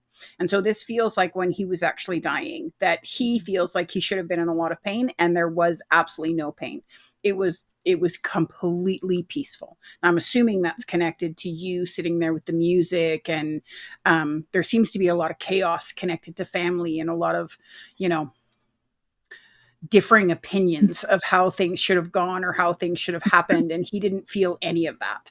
He felt total peace and transition. Good. Yeah, that feels really good. Yeah, it really does. Do you have a cat? Did he have a cat? No, we had a dog a long time ago. Okay. Is there a cat hanging around your house? Have you noticed? No. Okay. I know my neighbors have a cat, but Okay. I want to say, I feel like this cat is going to get mixed. He keeps this cat, when this cat shows up, he's almost like he's bringing this cat forward as a way for him to say, like, when he's there. Again, you guys might have had dogs, but he's going to be the neighbor's cat. As you said, the neighbor's cat. There's something about this cat. I don't know whether this cat is going to think that it lives with you or it wants to walk into the house, or you can't. But anyway, it's just one of the ways he's playing with you. Or this, when this cat shows up, you can thank him, because this cat, it's like the cat comes back and the cat comes back and the cat comes back. Great. Now that song's never going to leave my head. She does it to me every time. She picks different songs, just so you guys know, even with a group of people, apparently. Apparently. He loves you, hun. He loves you. And he thanks you so much for all that you did in helping, not only in creating some ease and giving him some joy and being a part of the joy of his life, but also for being there with him when he crossed, because you were there when he crossed. Okay. Thank you. You're very Love welcome. it. I'm going to minimize you, gorgeous. Awesome. Thank you so much awesome. for sharing with us. Yeah. So how's everybody doing? Is everybody having a good time? Yeah, right on. Good. I love this, because I'm discovering why everybody really likes mediums. This is really fun. I get to sit back and just throw little shit every once in a while. I'm having a great time. I choose this every day of the week. Awesome.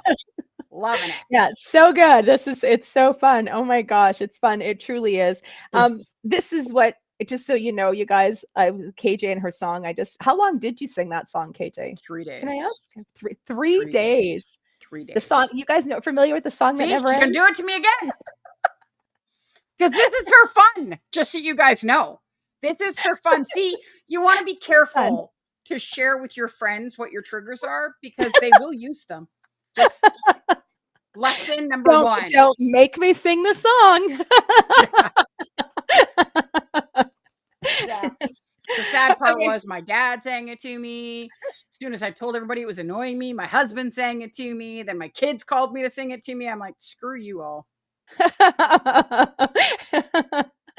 Oh my gosh. You got another message, baby? I do. This one is actually coming in from a younger individual. I'm really getting, like, again, just please understand, there's two different things. One that happens with the other side, a concept of time can be really hard to define, and sometimes around the age, and he keeps telling me 14, 15, 18, and that doesn't make sense. 14, 15, 18, 14, 15, 18. I keep hearing that over and over. Those could be, maybe those are the next lottery numbers for all of us. I have no idea, but he's definitely younger. He is indicating to me that he would have been in an accident, in a car accident. Again, looks like he wasn't driving, although he may have been a passenger in the vehicle, and he may even be the passenger in where the vehicle actually got hit. He's coming, and I would say he's probably about 18, about that 17, 18-year-old coming in here. And here as well too, as I said, this is very, I mean, obviously, to say that death is upsetting for the family, but I want to say that it's like the dynamics of family have become really super challenging ever since he died here as well. And he needs to talk about that. He needs to talk about that, because there feels like there's a relationship that is on the line. Anyone connecting to Making this? sense to anybody here? Anyone throwing their hands up for me so that I can maximize you? Lost somebody a little younger in age in an accident? Okay. Okay. Keep going, baby. That's okay. That's fine.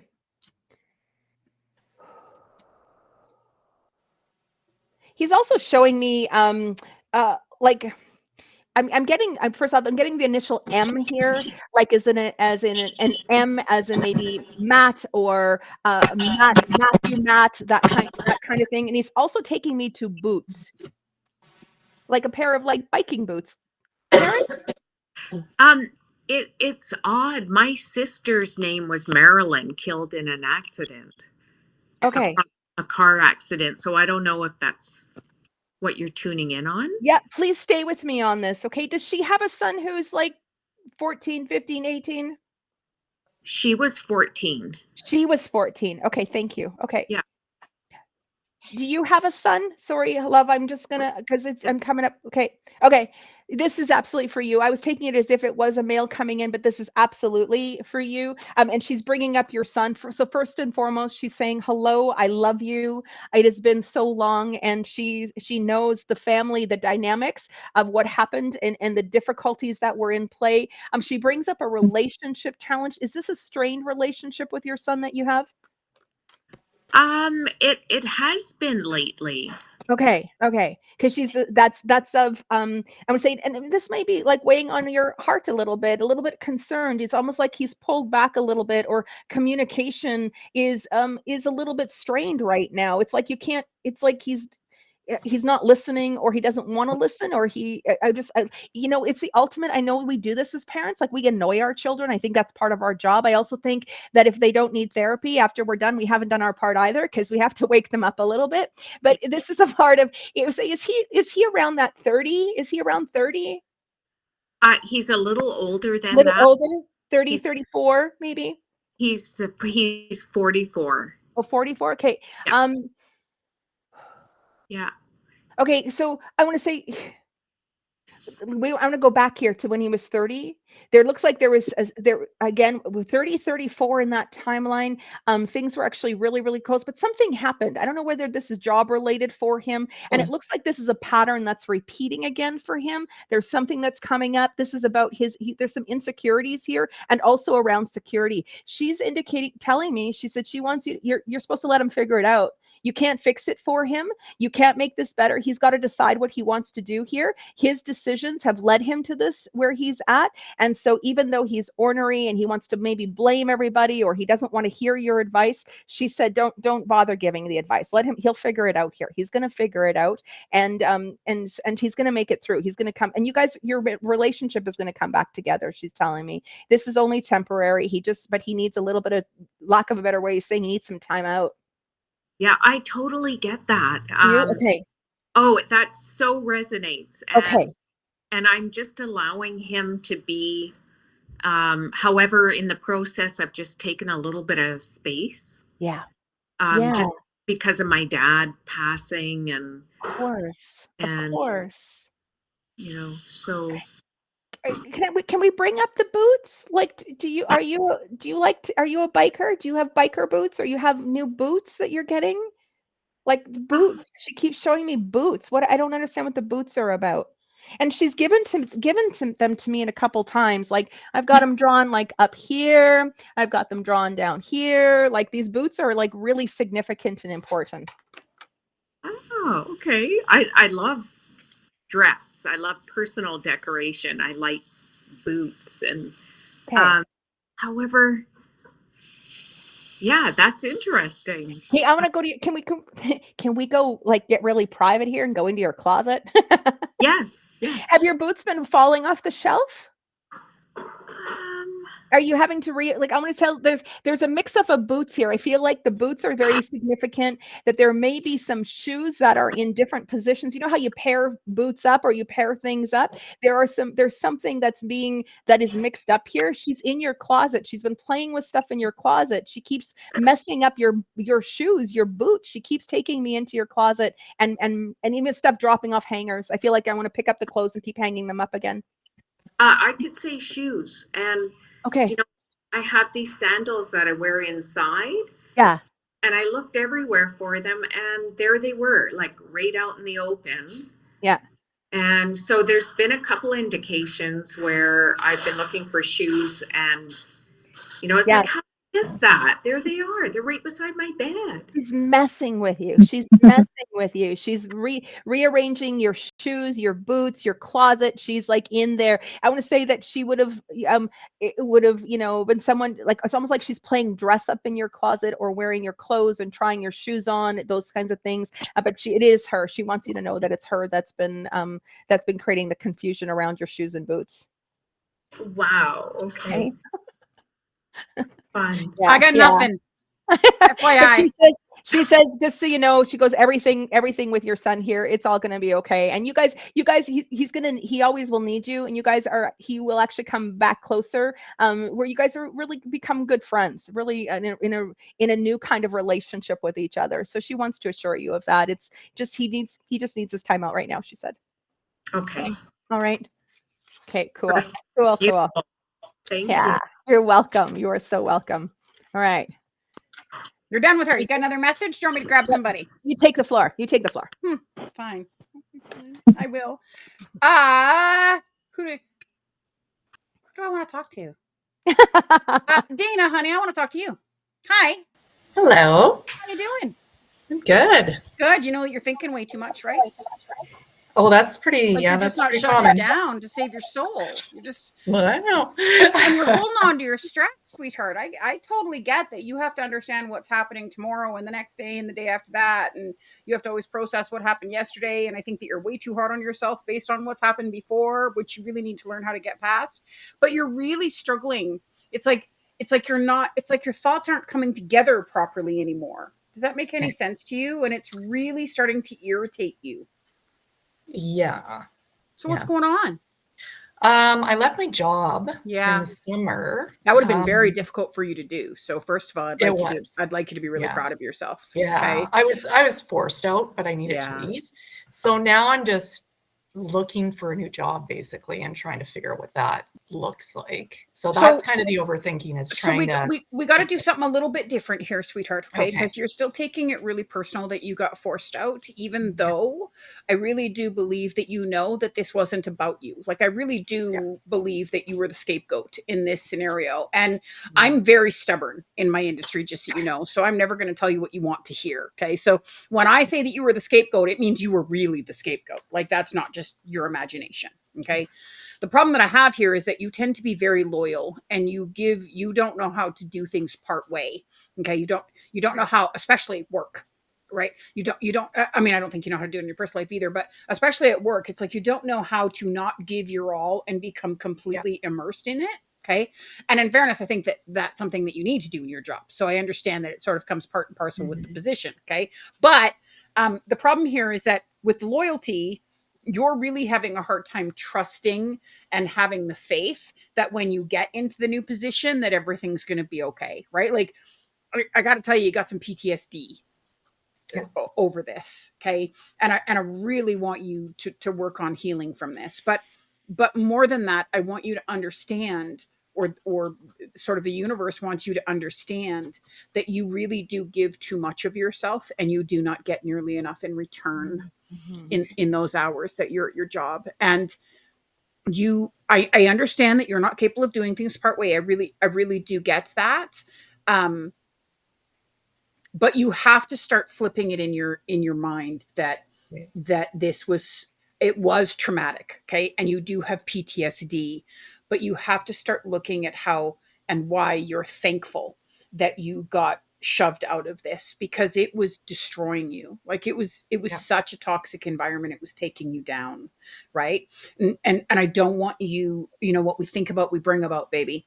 And so the first problem is that it's going to take time to find a job as long as you're feeling like this. Right. And then that's going to make you feel worse and make you second guess yourself even more. Right. We don't want that. And secondly, because you don't let things go, honey. You don't let things go in your personal life. You don't let things go in your professional life. You hold on to them.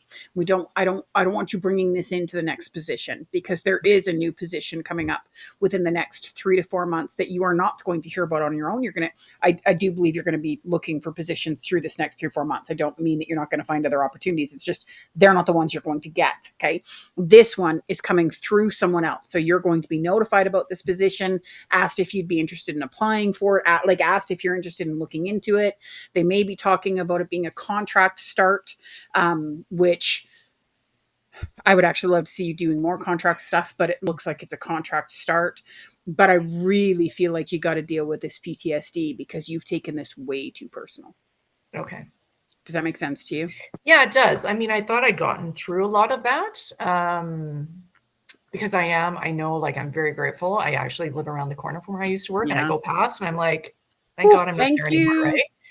Yeah. But it doesn't mean that you're not taking it personal still, though, sweetheart. Yeah, that's right. And it's one of those real catch-22 situations because you like to be the one to make the decision. So you would, of course, felt a lot better if you could have been the one to walk away. And I really think that you managed to make it look like that's what you did because you left with an awful lot of grace. So well done on that. But so I understand that you're the one that likes to make all the decisions, but you give so much of yourself that unless something big happens, you wouldn't choose it. You'd stay in the toxicity because you try to fix it. Right. You don't necessarily actually realize when it's time to let go. Right. So that had to be pushed to some degree. And I feel like you really have to take credit for the fact that you actually did not, it does not come across to the outside viewers, to anyone around your life, that you were pushed out. Okay. So it really does come out like you chose this. And I understand that matters to you and that's important to you. I really do get that. You've pulled that off, honey. So, that's how you need to go moving forward because you're still taking it personal. Relieved or not, this is still a personal thing in you, right? There's still a little girl in you that expects yourself to perform exceptionally well all the time and pick and choose what people get to see and don't see. Right. Yeah. Okay. Right. So we've got to do some work on her. Does that make sense? Yeah, also, honey, have you been thinking about moving? Yeah, I've actually been looking at jobs internationally too. So. Love it, because I don't think this job is anywhere within a 12-hour radius of where you are. Okay. I love that you said that because I keep seeing airplanes for you. I keep seeing an airplane take off, and I want to tell you, get on the plane. Yeah. Get on the plane. I keep seeing like a minimum 12-hour to get there. And that doesn't feel like driving to me.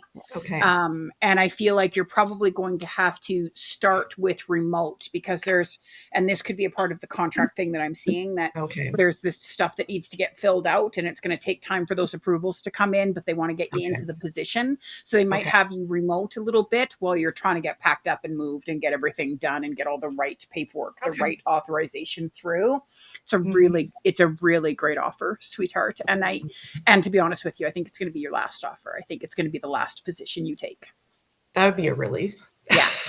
Yeah. I think it's going to be, it feels very surprising to me how much you're going to love it there. I think that you have been wanting, you're so welcome. I think that you have been wanting a really big change in your life. You've been wanting like a do-over, like a complete total do-over where you get to sort of redescribe who you are, what you share, what you open up with, who you allow into your life, which also on that note, I would like you to start working on your trust a little bit, sweetheart, because that still really sucks. Just so you know, you still hold on to a lot of baggage there. That's not worth it. Okay.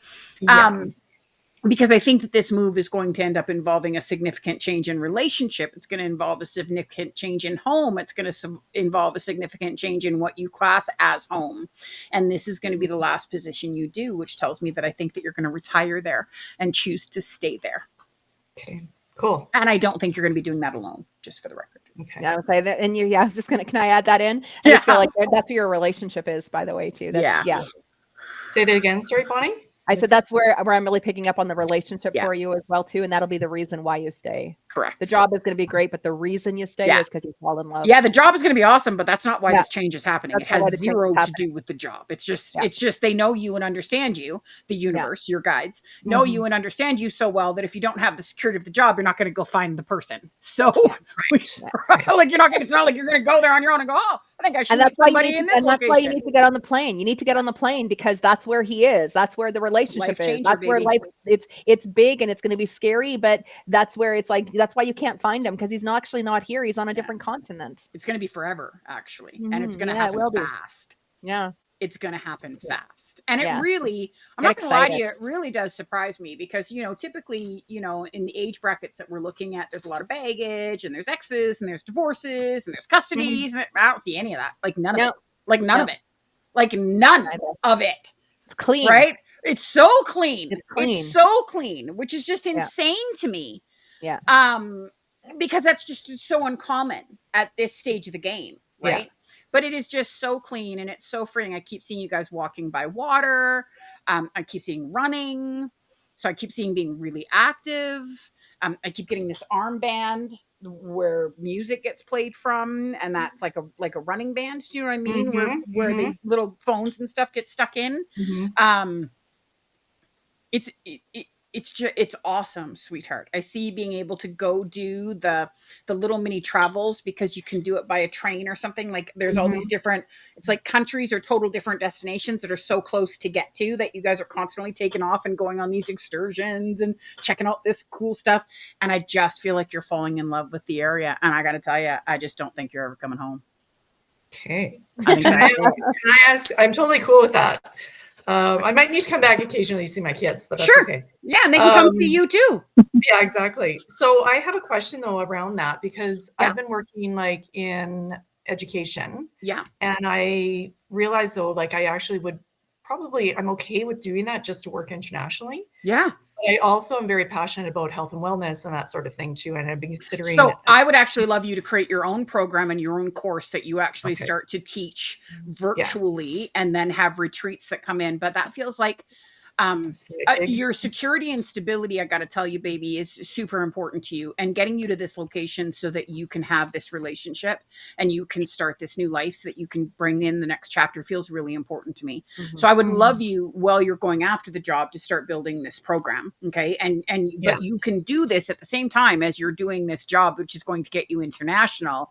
And then you know, once you've got all your paperwork and you've got rings on your finger and all that's done, then you can actually, which is probably why this is the last job you're ever going to get, right? Because I certainly don't think you're ready for retirement. I got a really tough time seeing you in this position for the next 30 freaking years, right? Like, that's not what I'm saying, baby. I think you're going to go self-employed for sure.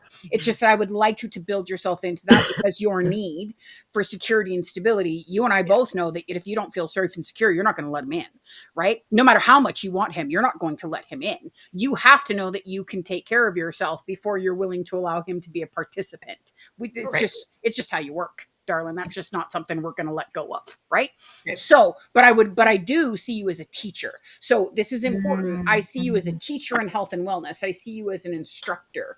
I see you as somebody that creates things that can help people figure out how to change their own lives, versus you do the one-on-one client thing to change their lives. That just doesn't feel right to me. Not that I'm not against the client thing. It's just, for the record, I've now talked to 2 people about how they shouldn't do client work, but it's not because I'm totally against client work. I love client work. It's like, I actually really love my clients. Just it's just, you know, for some of us, that's just not what we're supposed to do. Right. And I don't feel like you need to start at ground zero like Bonnie and I did, right? Like, I think that you've got the skill set that that's not how you have to begin. Right. So I'd like to see you beginning, you know, in creating the program and advertising the program and having some social media stuff and right. Does that make sense? Yeah, it totally does. Because I literally am right now just looking at becoming a health and wellness coach, but I'm like, I'm not quite sure that's the right group coaching is a great idea if it's group stuff. But but you can actually create, like, I really see you wanting to show people how to heal themselves, not how you can heal them. Do you know what I mean? For sure. Yeah. So it really does. Even if it's group coaching, it comes across very, very instructional to me. I also think it's how you manage to keep control of all the channels and the scenario, right? Like, you're just a teacher by nature, literally. So, you know, we really want to actually take advantage of that. And you really have a desire that I just don't think that you have allowed yourself to have yet, of that freedom lifestyle, that you could literally just flip your laptop up and off you go, and you could be anywhere. You know, you could be the Himalayan mountains, you could be wherever you want to be. It's a really important lifestyle for you. And I think that it's been an important lifestyle for you for many years. And if I'd have caught you 15, 20 years ago, I'd have told you to jump into that lifestyle immediately, right? Like, I would have told you, stop everything that you're doing and go there, because that's how your life is actually supposed to look. You're a little bit of a gypsy by nature, right? So we need that lifestyle to come into play. And that's a tough thing to do when you're doing one-on-one coaching, even when you're doing it virtually. I mean, me and Bonnie go through this all the time. We've been virtual for years, and we still have to have a home base, and I don't want a home base, right? I want to be everywhere, right? So I don't feel like that's the route that you have to take. Okay. Gotcha. Thank you. And I really want you to use your experience and your history in a part of your advertising. Okay. Yeah, I feel like it's pretty valuable. Okay. Awesome. Makes sense? Yeah. Good. You got anything else for me, lovely? I don't think so. I'm like, I was going to ask what this guy started dating, but I'm guessing that's out the window. So I'll just have fun for now. It's fine. And I'd love you to have fun. I'd love you to have fun, because it's fine. And I think that because you do tend to get in your own way. Your wants and desires tend to get you to get in your own way. You trip yourself up. And so I actually think the person that you're dating is so that this opportunity can come up and it's not serious enough. So you're not, going to be forced to stay, but you're getting out of your own way. You're keeping yourself busy doing other stuff so this can actually come through, right? They tend to have to typically go around you versus straight to you naturally. But, we all do things our own way. That's just how they need to do it for you. Okay. Right. So I love the dating. Oh, do I see you guys building your life together? Absolutely not. However, I do have to tell you, OMG. I don't know if you've noticed this yet, but I have a thing for diamonds. Okay. Got a pretty big one. So I have this thing for diamonds. The ring that this man is giving you is, oh my.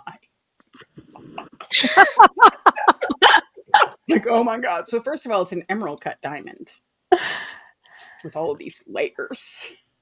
And then there's other stones that are a dark color that are around it that come from his family. This ring is just amazing. It's like a wide band, and I feel like it's going to be the engagement and the wedding together, because it's not like I see you guys planning this really big, huge wedding, just for the record. So it's stones that are connected to family. So whether that's your family, his family, I do not know. But oh my God, and when you get it, even though you're not my client, can you please send me an email? Because I got a thing for jewelry.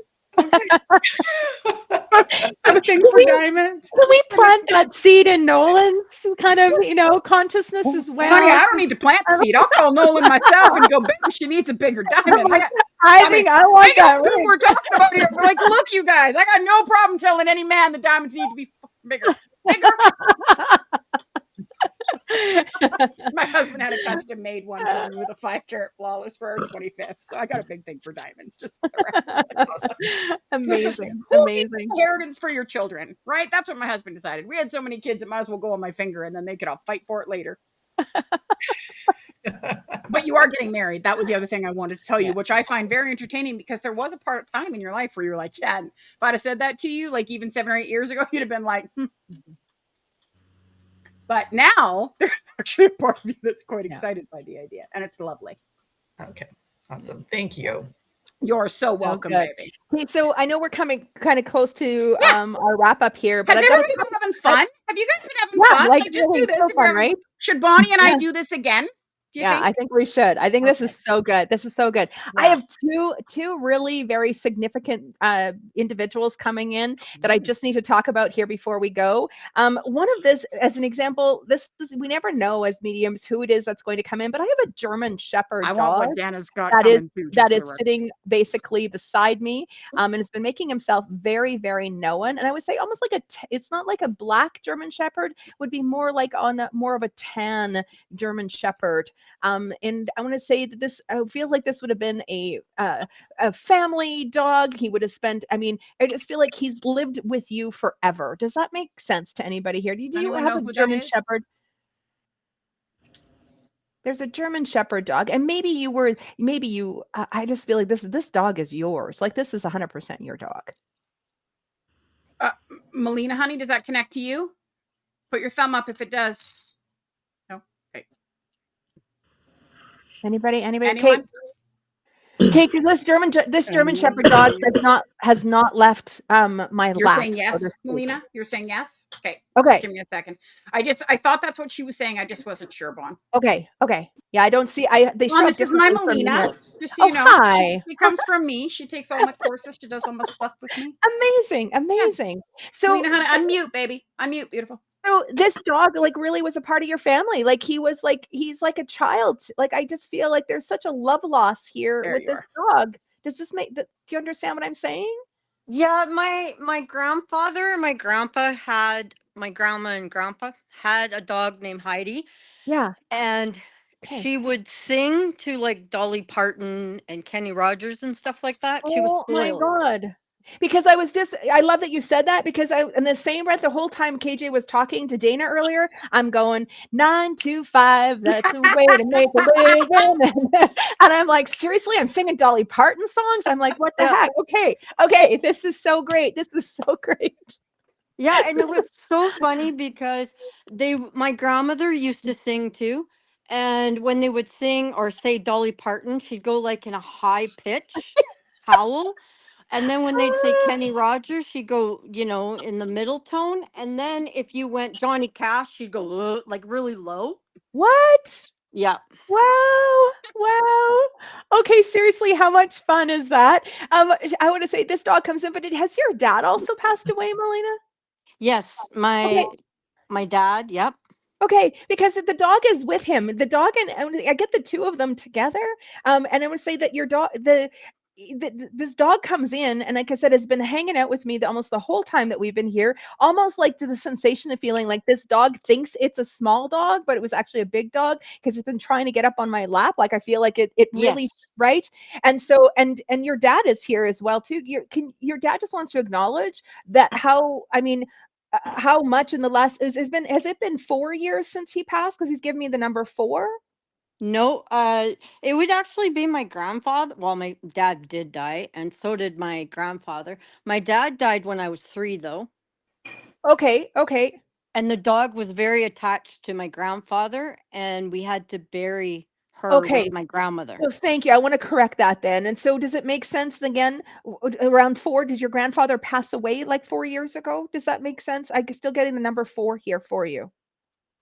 No, they all passed away quite a few years ago. Okay, can you bring me to what happened 4 years ago? There's something we don't have to go into detail about it, but there's something significant in your life that played out and happened 4 years ago that's being acknowledged here. I let go of my grandparents' house. Okay. Okay. Can I just? It was actually an exceptionally trying time in your life. Oh, It's been a trying time for okay. years. Okay. Okay. Yeah. Because I Yeah. want to say because Sorry, I it's just being- had to help you out, Bon, because I Thank knew you. exactly where you were going, and I knew she was being a stubborn, Because pig-headed little we're brat just like because I he love her. keeps telling me it's 4 years. Talk about 4 years ago. Talk about 4 years ago. So here I'm going to say this even though it may have been hard and it was a very trying time for you, what Yeah. has happened since, like it's like I can breathe easier here. And I don't know what you've done with this money, but I want to say your grandfather is giving you permission to spend this money to buy yourself something or to reinvest it in something that's going to support you. Does that make sense? I have an investment of my grandfather's that people tell me to sell, but I won't. I keep it because it pays me every month, and Right, it's actually exactly. growing. Exactly. it's So going to grow that's not the huge, investment actually. he's talking about. I want to go back to the sale of the house 4 years ago. Was there a portion of the money that came No, from that? there was nothing. We used all the money in the house to take care of my mom and my grandmother until they Okay. passed. Okay. Okay. Okay, irregardless, it's Mm-hmm. like, Melina, I just feel like you haven't bought yourself anything for a very long time. And it's like your grandfather is asking you to go and buy something for yourself to acknowledge that like the money that would have come out of this house, that of what would have been a sale, that you didn't get any of it. It's like your inheritance or the money was completely gone because it was reused. And you've been a little strapped, he says. And in order for you to feel like you have some money, you need to go treat yourself. And he says the money's going to, like, it doesn't have to be anything big and expensive, but you need to go and treat yourself. And it's like the moment you go and buy yourself something, the moment there's going to be some money coming in for you. Okay. So you have been holding back, and he says on taking care of yourself. You've been by the way, you are a phenomenal mother. Can we just acknowledge that? He wants to acknowledge what an amazing mom you are, because you really go above and beyond for your She's kiddos. had a lot of But kids. okay. But you also need to put yourself first here, he says, and he wants you to buy something. So think of it as your gift from him for 4 years ago, when what happened in this, and your willingness to help and give and be there and support everyone else. He wants you to buy yourself something as a thank you for everything you did 4 years ago, everything you've done over the last 4 years even, but especially from that point forward, and to do it from him. Okay. Okay. I'm just going to jump in because I don't know, and I'm not in no dispute with Bonnie whatsoever, but I do want to tell you that you need to hold that investment because that's what I said. It's not the investment that she keep that investment. Because the funny thing that she keeps talking about is in 4 years, you're actually going to be able to buy a home because of that investment and the money that you've lost, because you've lost a lot of money over the last decade or so, and the money that you've lost is all coming back around and then some. But you do need to that investment, but that doesn't. But I'm not saying that has anything to do with what Bonnie's saying. I just but it's just yeah. And I And say, it is true, because the money that I get every month, I put it towards bills and stuff. I don't put it yeah, towards me. you need to buy yourself something, and it can be just something really small. It doesn't have to be a whole lot of money. Like take $50, take $60 and go buy yourself a new outfit, or go buy yourself a crystal. Go and do something for yourself with it, he's saying, because the moment you do it, it's like you not buying yourself anything is blocking other money coming forward. So by you just going and buying yourself something, it opens a little bit more to the flow. Okay. And he really wants you to do this. He really is pushing for it. I'm just pausing for 1 second just because I know Kathy needs to go. Kathy, this entire recording, just everybody, this entire recording is going to be on YouTube later today, and everyone will be able to access it anytime they absolutely want. Okay. The goal will be that this will always be on YouTube. And then just on a second note, shocking, Melina, you were told you need to go buy a crystal. I'm so shocked. Another crystal goddess over here in the corner. Because I'm like, I'm at it. You're not buying an outfit. Can you please get a crystal? Can you please get a crystal? Yeah. Oh my gosh. Love that so much for you. I truly do. I want to just thank you for, and he loves you. He's sending so much love. I just feel like I'm blowing kisses at you and just commending you. Keep your head up. He says, keep your head up and be proud of who you are. You've got this. He keeps saying, you've got this. It's going to work out. Okay. Thank you. Yeah, you're welcome. I'm going to minimize her. I know you had something or someone do. else that you wanted to mention. I have a female who's coming in who died from breast cancer. She's showing me a double mastectomy, and I really get a feeling and sensation of this being a mother energy or a mother like. She may not even have been your direct mother. She may have been a very good friend to you, but was really kind of in that nurturing kind of relationship. And she's also it looks like maybe she would have spent some time possibly in hospice here as well. She's been kind of hanging out looking for some attention and conversation. Anybody we know? Chantel, honey, is that connecting to you, sweetheart? Yeah. Okay, we're just going to maximize you, beautiful. Okay, awesome. Oh my gosh, Chantel, she's acknowledging that you've had a lot of change recently in your life, a lot of different things coming up, and it feels like you're being pulled in a multitude of direction. And she just wants you to know you've been doing a bang up job at handling everything that's being thrown your way. She really wants to thank you. I feel like you would have done a lot of care for her, like whether you would have taken her back and forth or been back and forth with her on appointments, or had traveled back and forth a lot to go and be with her. Does that make sense to you? Just visiting a bit and stuff, but not taking her appointments. No, that's okay. Irregardless, you really went out of your way. It's like with everything that you have going on, because you do have you're very, very busy in your life. You have a lot of going on. Your calendar, girl, like I want to say, like you're very like structured, and there's a busy calendar.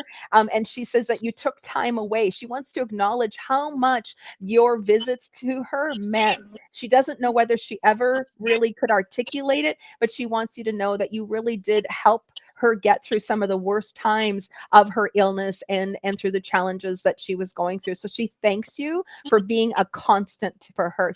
You were a constant for her as much as she was for you. And she misses, but she said you miss talking to her on the phone. And she said, you can still talk to her though. You can still talk to her. Talk to her. Okay. She's around you all the time. And she's also showing me, I keep seeing a ticket. I want to say, and I don't know what the ticket is. Like, it's like a show ticket. It's like a concert ticket. Does that make sense to you? I have a ticket to an event at the end of the month. Okay, awesome. And are you talking yourself out of going, or are you going to sell the ticket? No. Okay, well, I want to say that there might be that at the end of the month, as this comes up, you might be deciding that, oh, I can't go. I might need to sell the ticket. There might be something that maybe questions your availability, and you don't know what she's saying. Don't sell the ticket. Don't sell the ticket. It's important for you to go and to and go and enjoy yourself. You don't have far enough fun in your life, she said. Can I jump in here for just a real second, Chantal, honey? Because you've been feeling very stressed. There's a lot of frustration connected to work. And I got to tell you, it's freaking exhausting you. Yeah. What the hell is going on? Because I'm not sure how much more of this uncertainty and chaos you can handle. Yeah. I'm getting angry. Yeah. Mostly trying to figure out like contracts and land leases and stuff like that. there's a lot of negotiation that's going on, but I feel like there's also a lot of, I almost want to call it deception. And we need to pay very close attention. And you feel it's frustrating and it's overwhelming. And it's like one person doesn't know what the other person's doing. And I don't know how else to put this. It's like there's way too many people in charge and not enough people doing the right work, if that makes any sense, right? Yeah. We used to say it in a very inappropriate way that I won't say because it's going to be on YouTube. So, you have to be careful in 2024. But it feels like there's a whole lot more managers than there is doers, and something's got to shift with that. This is going to take like 3 to 4 months. And then once we sort of get through that, we've got a lot of exciting things that are coming up for you connected to work. But you definitely put a lot of time and energy into this. Whatever this is, you're putting an awful lot of time and energy into this. And I'm frustrated by it because it's like, come on already, like enough. Well, we're hoping to get a mediator involved and kind of mediate the discussions going forward. Well, I think that there needs to be a mediator involved because it's like there's a real disconnect between what has to happen and what they're willing to allow to happen. There's a real disconnect in money. There's a real disconnect in position. Like it's such a disconnect. And so it's really feeling like a battle, and it's starting to piss me off because this should just be so clear and easy, right? Like how do they not know that this is the requirement? Like why are we even having this conversation? I don't mean you and me. I mean the whole debate about it. Why is there even a debate? It doesn't make any sense to me, right? Yeah. And it's feeling infuriating, and it certainly feels like this isn't the first time that this has happened, but this process sort of needs to change. Yeah. Does that make sense? Yeah, trying to move forward with it, but I unfortunately feel like nothing's going to happen until this individual dies. Well, there is massive change within this next 3 to 4 months, just so you know. So I can't tell you why that is, because as a clairvoyant, unless they know they're dying, I won't pick up on that. I don't know how it works for Bonnie, but unless it's something like they don't give me information unless there's something we can do about it, right? And so, you know, somebody dying, there's nothing we can do about that. So I don't know if that's the thing, but there is something super significant over the next 3 to 4 months that's going to make this go a lot clearer or run a lot smoother. But I am so agitated by it. Yeah. And it takes a lot to get me agitated. I feel like it's affecting everything, sweetheart. You're exhausted. I've got your intestinal area, which has always been a problem for you because that's where you hold your stress, is in your stomach intestinal area. I feel like I feel like I'm getting frazzled. I keep getting these little hot flashes. I understand I have menopause, so those could be mine, but I keep getting these little hot flashes of frustration. Like I'm just like, oh my God, enough. Yeah. Right. I feel like my health is definitely taking a kick. Yeah, no doubt. And I got to tell you, honey, self-care is really important, right? I mean, you know, you tend to take care of everything all the time, and I don't think you take care of you nearly enough. And there needs to be some more of that. And that's exactly what she's telling me here too. This is, again, you know, take a play out of her book. She says, take a shelf off her book, in the sense that self-care. This is where she mentioned, you know, you need that things have been really serious. They've been really stressful. You haven't had a chance for a whole lot of fun, and that's why you can't sell this ticket. You need to get out. You need to socialize. You need to go and do something else for yourself, but also looking at ways in order for you to healthfully manage all of this stress. Unlike KJ, I'm not picking up the gut, but I don't know whether you've been having headaches. I have a lot of tightness in my jaw, a lot of soreness, like clenching down, really biting your tongue, not, you know, just feeling the stress there. And so I'm not sure what you're doing in terms of your health and even nutrition, she brings up, but really looking at cleaning up the diet a little bit, because that's gonna help to bolster and give you a little bit more energy. But she's also taking me to the gym and taking me to go and it's not like a rigorous workout, but I want to say that if you've been looking at getting a gym membership or something along that line, to commit to that, because she does say you need a healthy way to release the stress, or this is going to manifest into some illness for you too. And she doesn't want you to go down that road. She went down that road for both of you. You don't need to take that road too, she says. Yeah. Okay. Oh, that makes sense to you, Angel? Yeah, that's great. Got any other questions? Well, I'm just curious more about my health too, just waiting for specialist appointments, and just this big question mark about what's going on with me health-wise. So they're not going to find it, just so you know, which means there's going to be more tests. That's what she's showing me. Yeah. They're not going to find what this is, which means you're going to have to continue to fight to get the answers. Okay. There's definitely something going on with your immune system, like an autoimmune deficiency or disease of some sort that's really difficult for them to sort of find or track. And so you're going to have to continue to fight that. Your health, I feel like, is going to take the next 2 to 3 years before you can actually get to some sort of solution. And I would like you, as hard as this might be to do, I would like you to start looking at some other avenues outside of the medical health system for you to sort of get these answers, which I feel like can be a little complicated for you. But it does feel important because we're in a broken system, sweetheart. So it's even harder to get it figured out. Yeah. And it would be really beneficial, and she brings up nutrition here for you as well. Even if you were to start moving forward on an anti-inflammatory diet, would be really beneficial for you as well. There's a lot, of course, as KJ said, in the gut. I'm not picking up the stress there. I'm picking it up in the jaw. But that being said, like she's still indicating here that your diet, your nutrition, and your exercise are going to be important. Not rigorous exercise, but something anti-inflammatory is going to help the gut. I would say the microbes in the gut are really low here as well, so that's gonna help to boost that a little bit. Okay, but it's definitely going to be a process, beautiful, just so you know. We're sorry about that, but it's going to take a long time, honey. Sorry. Okay. I always like to have way better news than so that. much love. Oh my gosh, but there's so much love. But the good news is this is good news, because at least you're on top of it. At least you've got it. You have the guidance. Now you can take action with it, right?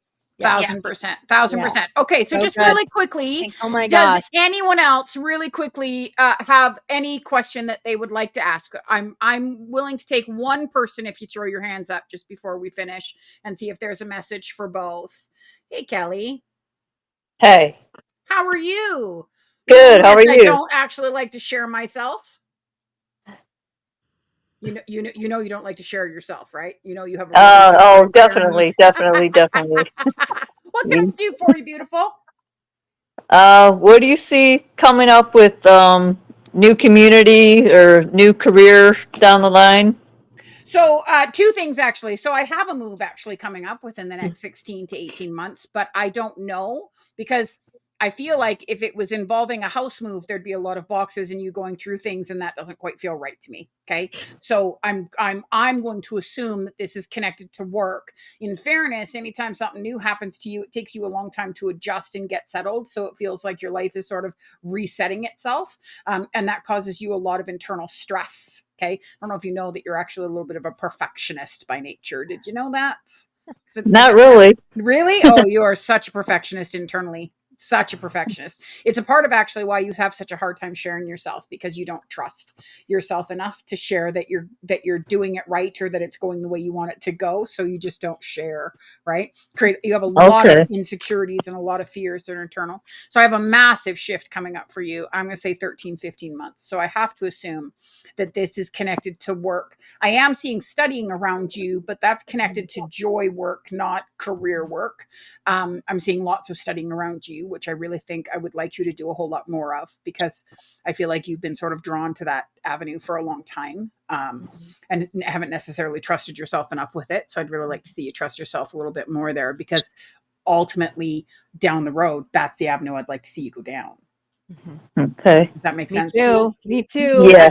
I 100% see that for you, Kelly. Yeah. Like, I'm going to say you are so tuned in, tapped in. You've got so much going on. And this is, there really is, this is where the joy comes from. This is where the feeling of fulfillment comes from. Yeah. I just really feel like you don't trust yourself. Yeah. And this is the big piece of this for you in moving forward. And so when you talk about a new career, I want to say you're going off, not off the rail, so to speak, but you're going completely different than things that you've ever done before. But it's where your fulfillment comes from. And have you moved into the holistic world? Have you been a little bit into playing in terms of the holistic aspect of living life and engaging in things holistically? Because I do see a holistic basis for things for you and moving forward. Very much so. I've been into it for many years. Yeah. You're very good. Do you know that? You're very good. But I agree with and JJ. I got to tell you honestly, I don't think she knows she's very good. I'm going to be straight up with you, Kelly. I don't think you actually know how good you are, and I think that it's blocking you and getting in your way too often. Yeah. I need to trust myself more. Are you right? 1,000% you do. You know, one of the things that Bonnie and I both said before we started recording was, you know, one of the secrets, once you discover what you have the ability to do when it comes to this side of our world, you know, the healing, the teaching, the channeling, the clairvoyant, the medium, all that stuff, you have to learn how to actually start speaking before you think, right? Because that's the blockade. Is if you think you need to understand it in order for it to come through, you're not going to get it. Right. So we got to stop thinking so much. And one of your downfalls is that you never tend to shut that down. You don't give yourself a lot of credit when it comes to what you have the ability to do. I still think you really internalize and beat yourself up and feel like there's something wrong with you. I feel like you spent your whole life telling you that there's something wrong with you, and you need to start having a much different conversation.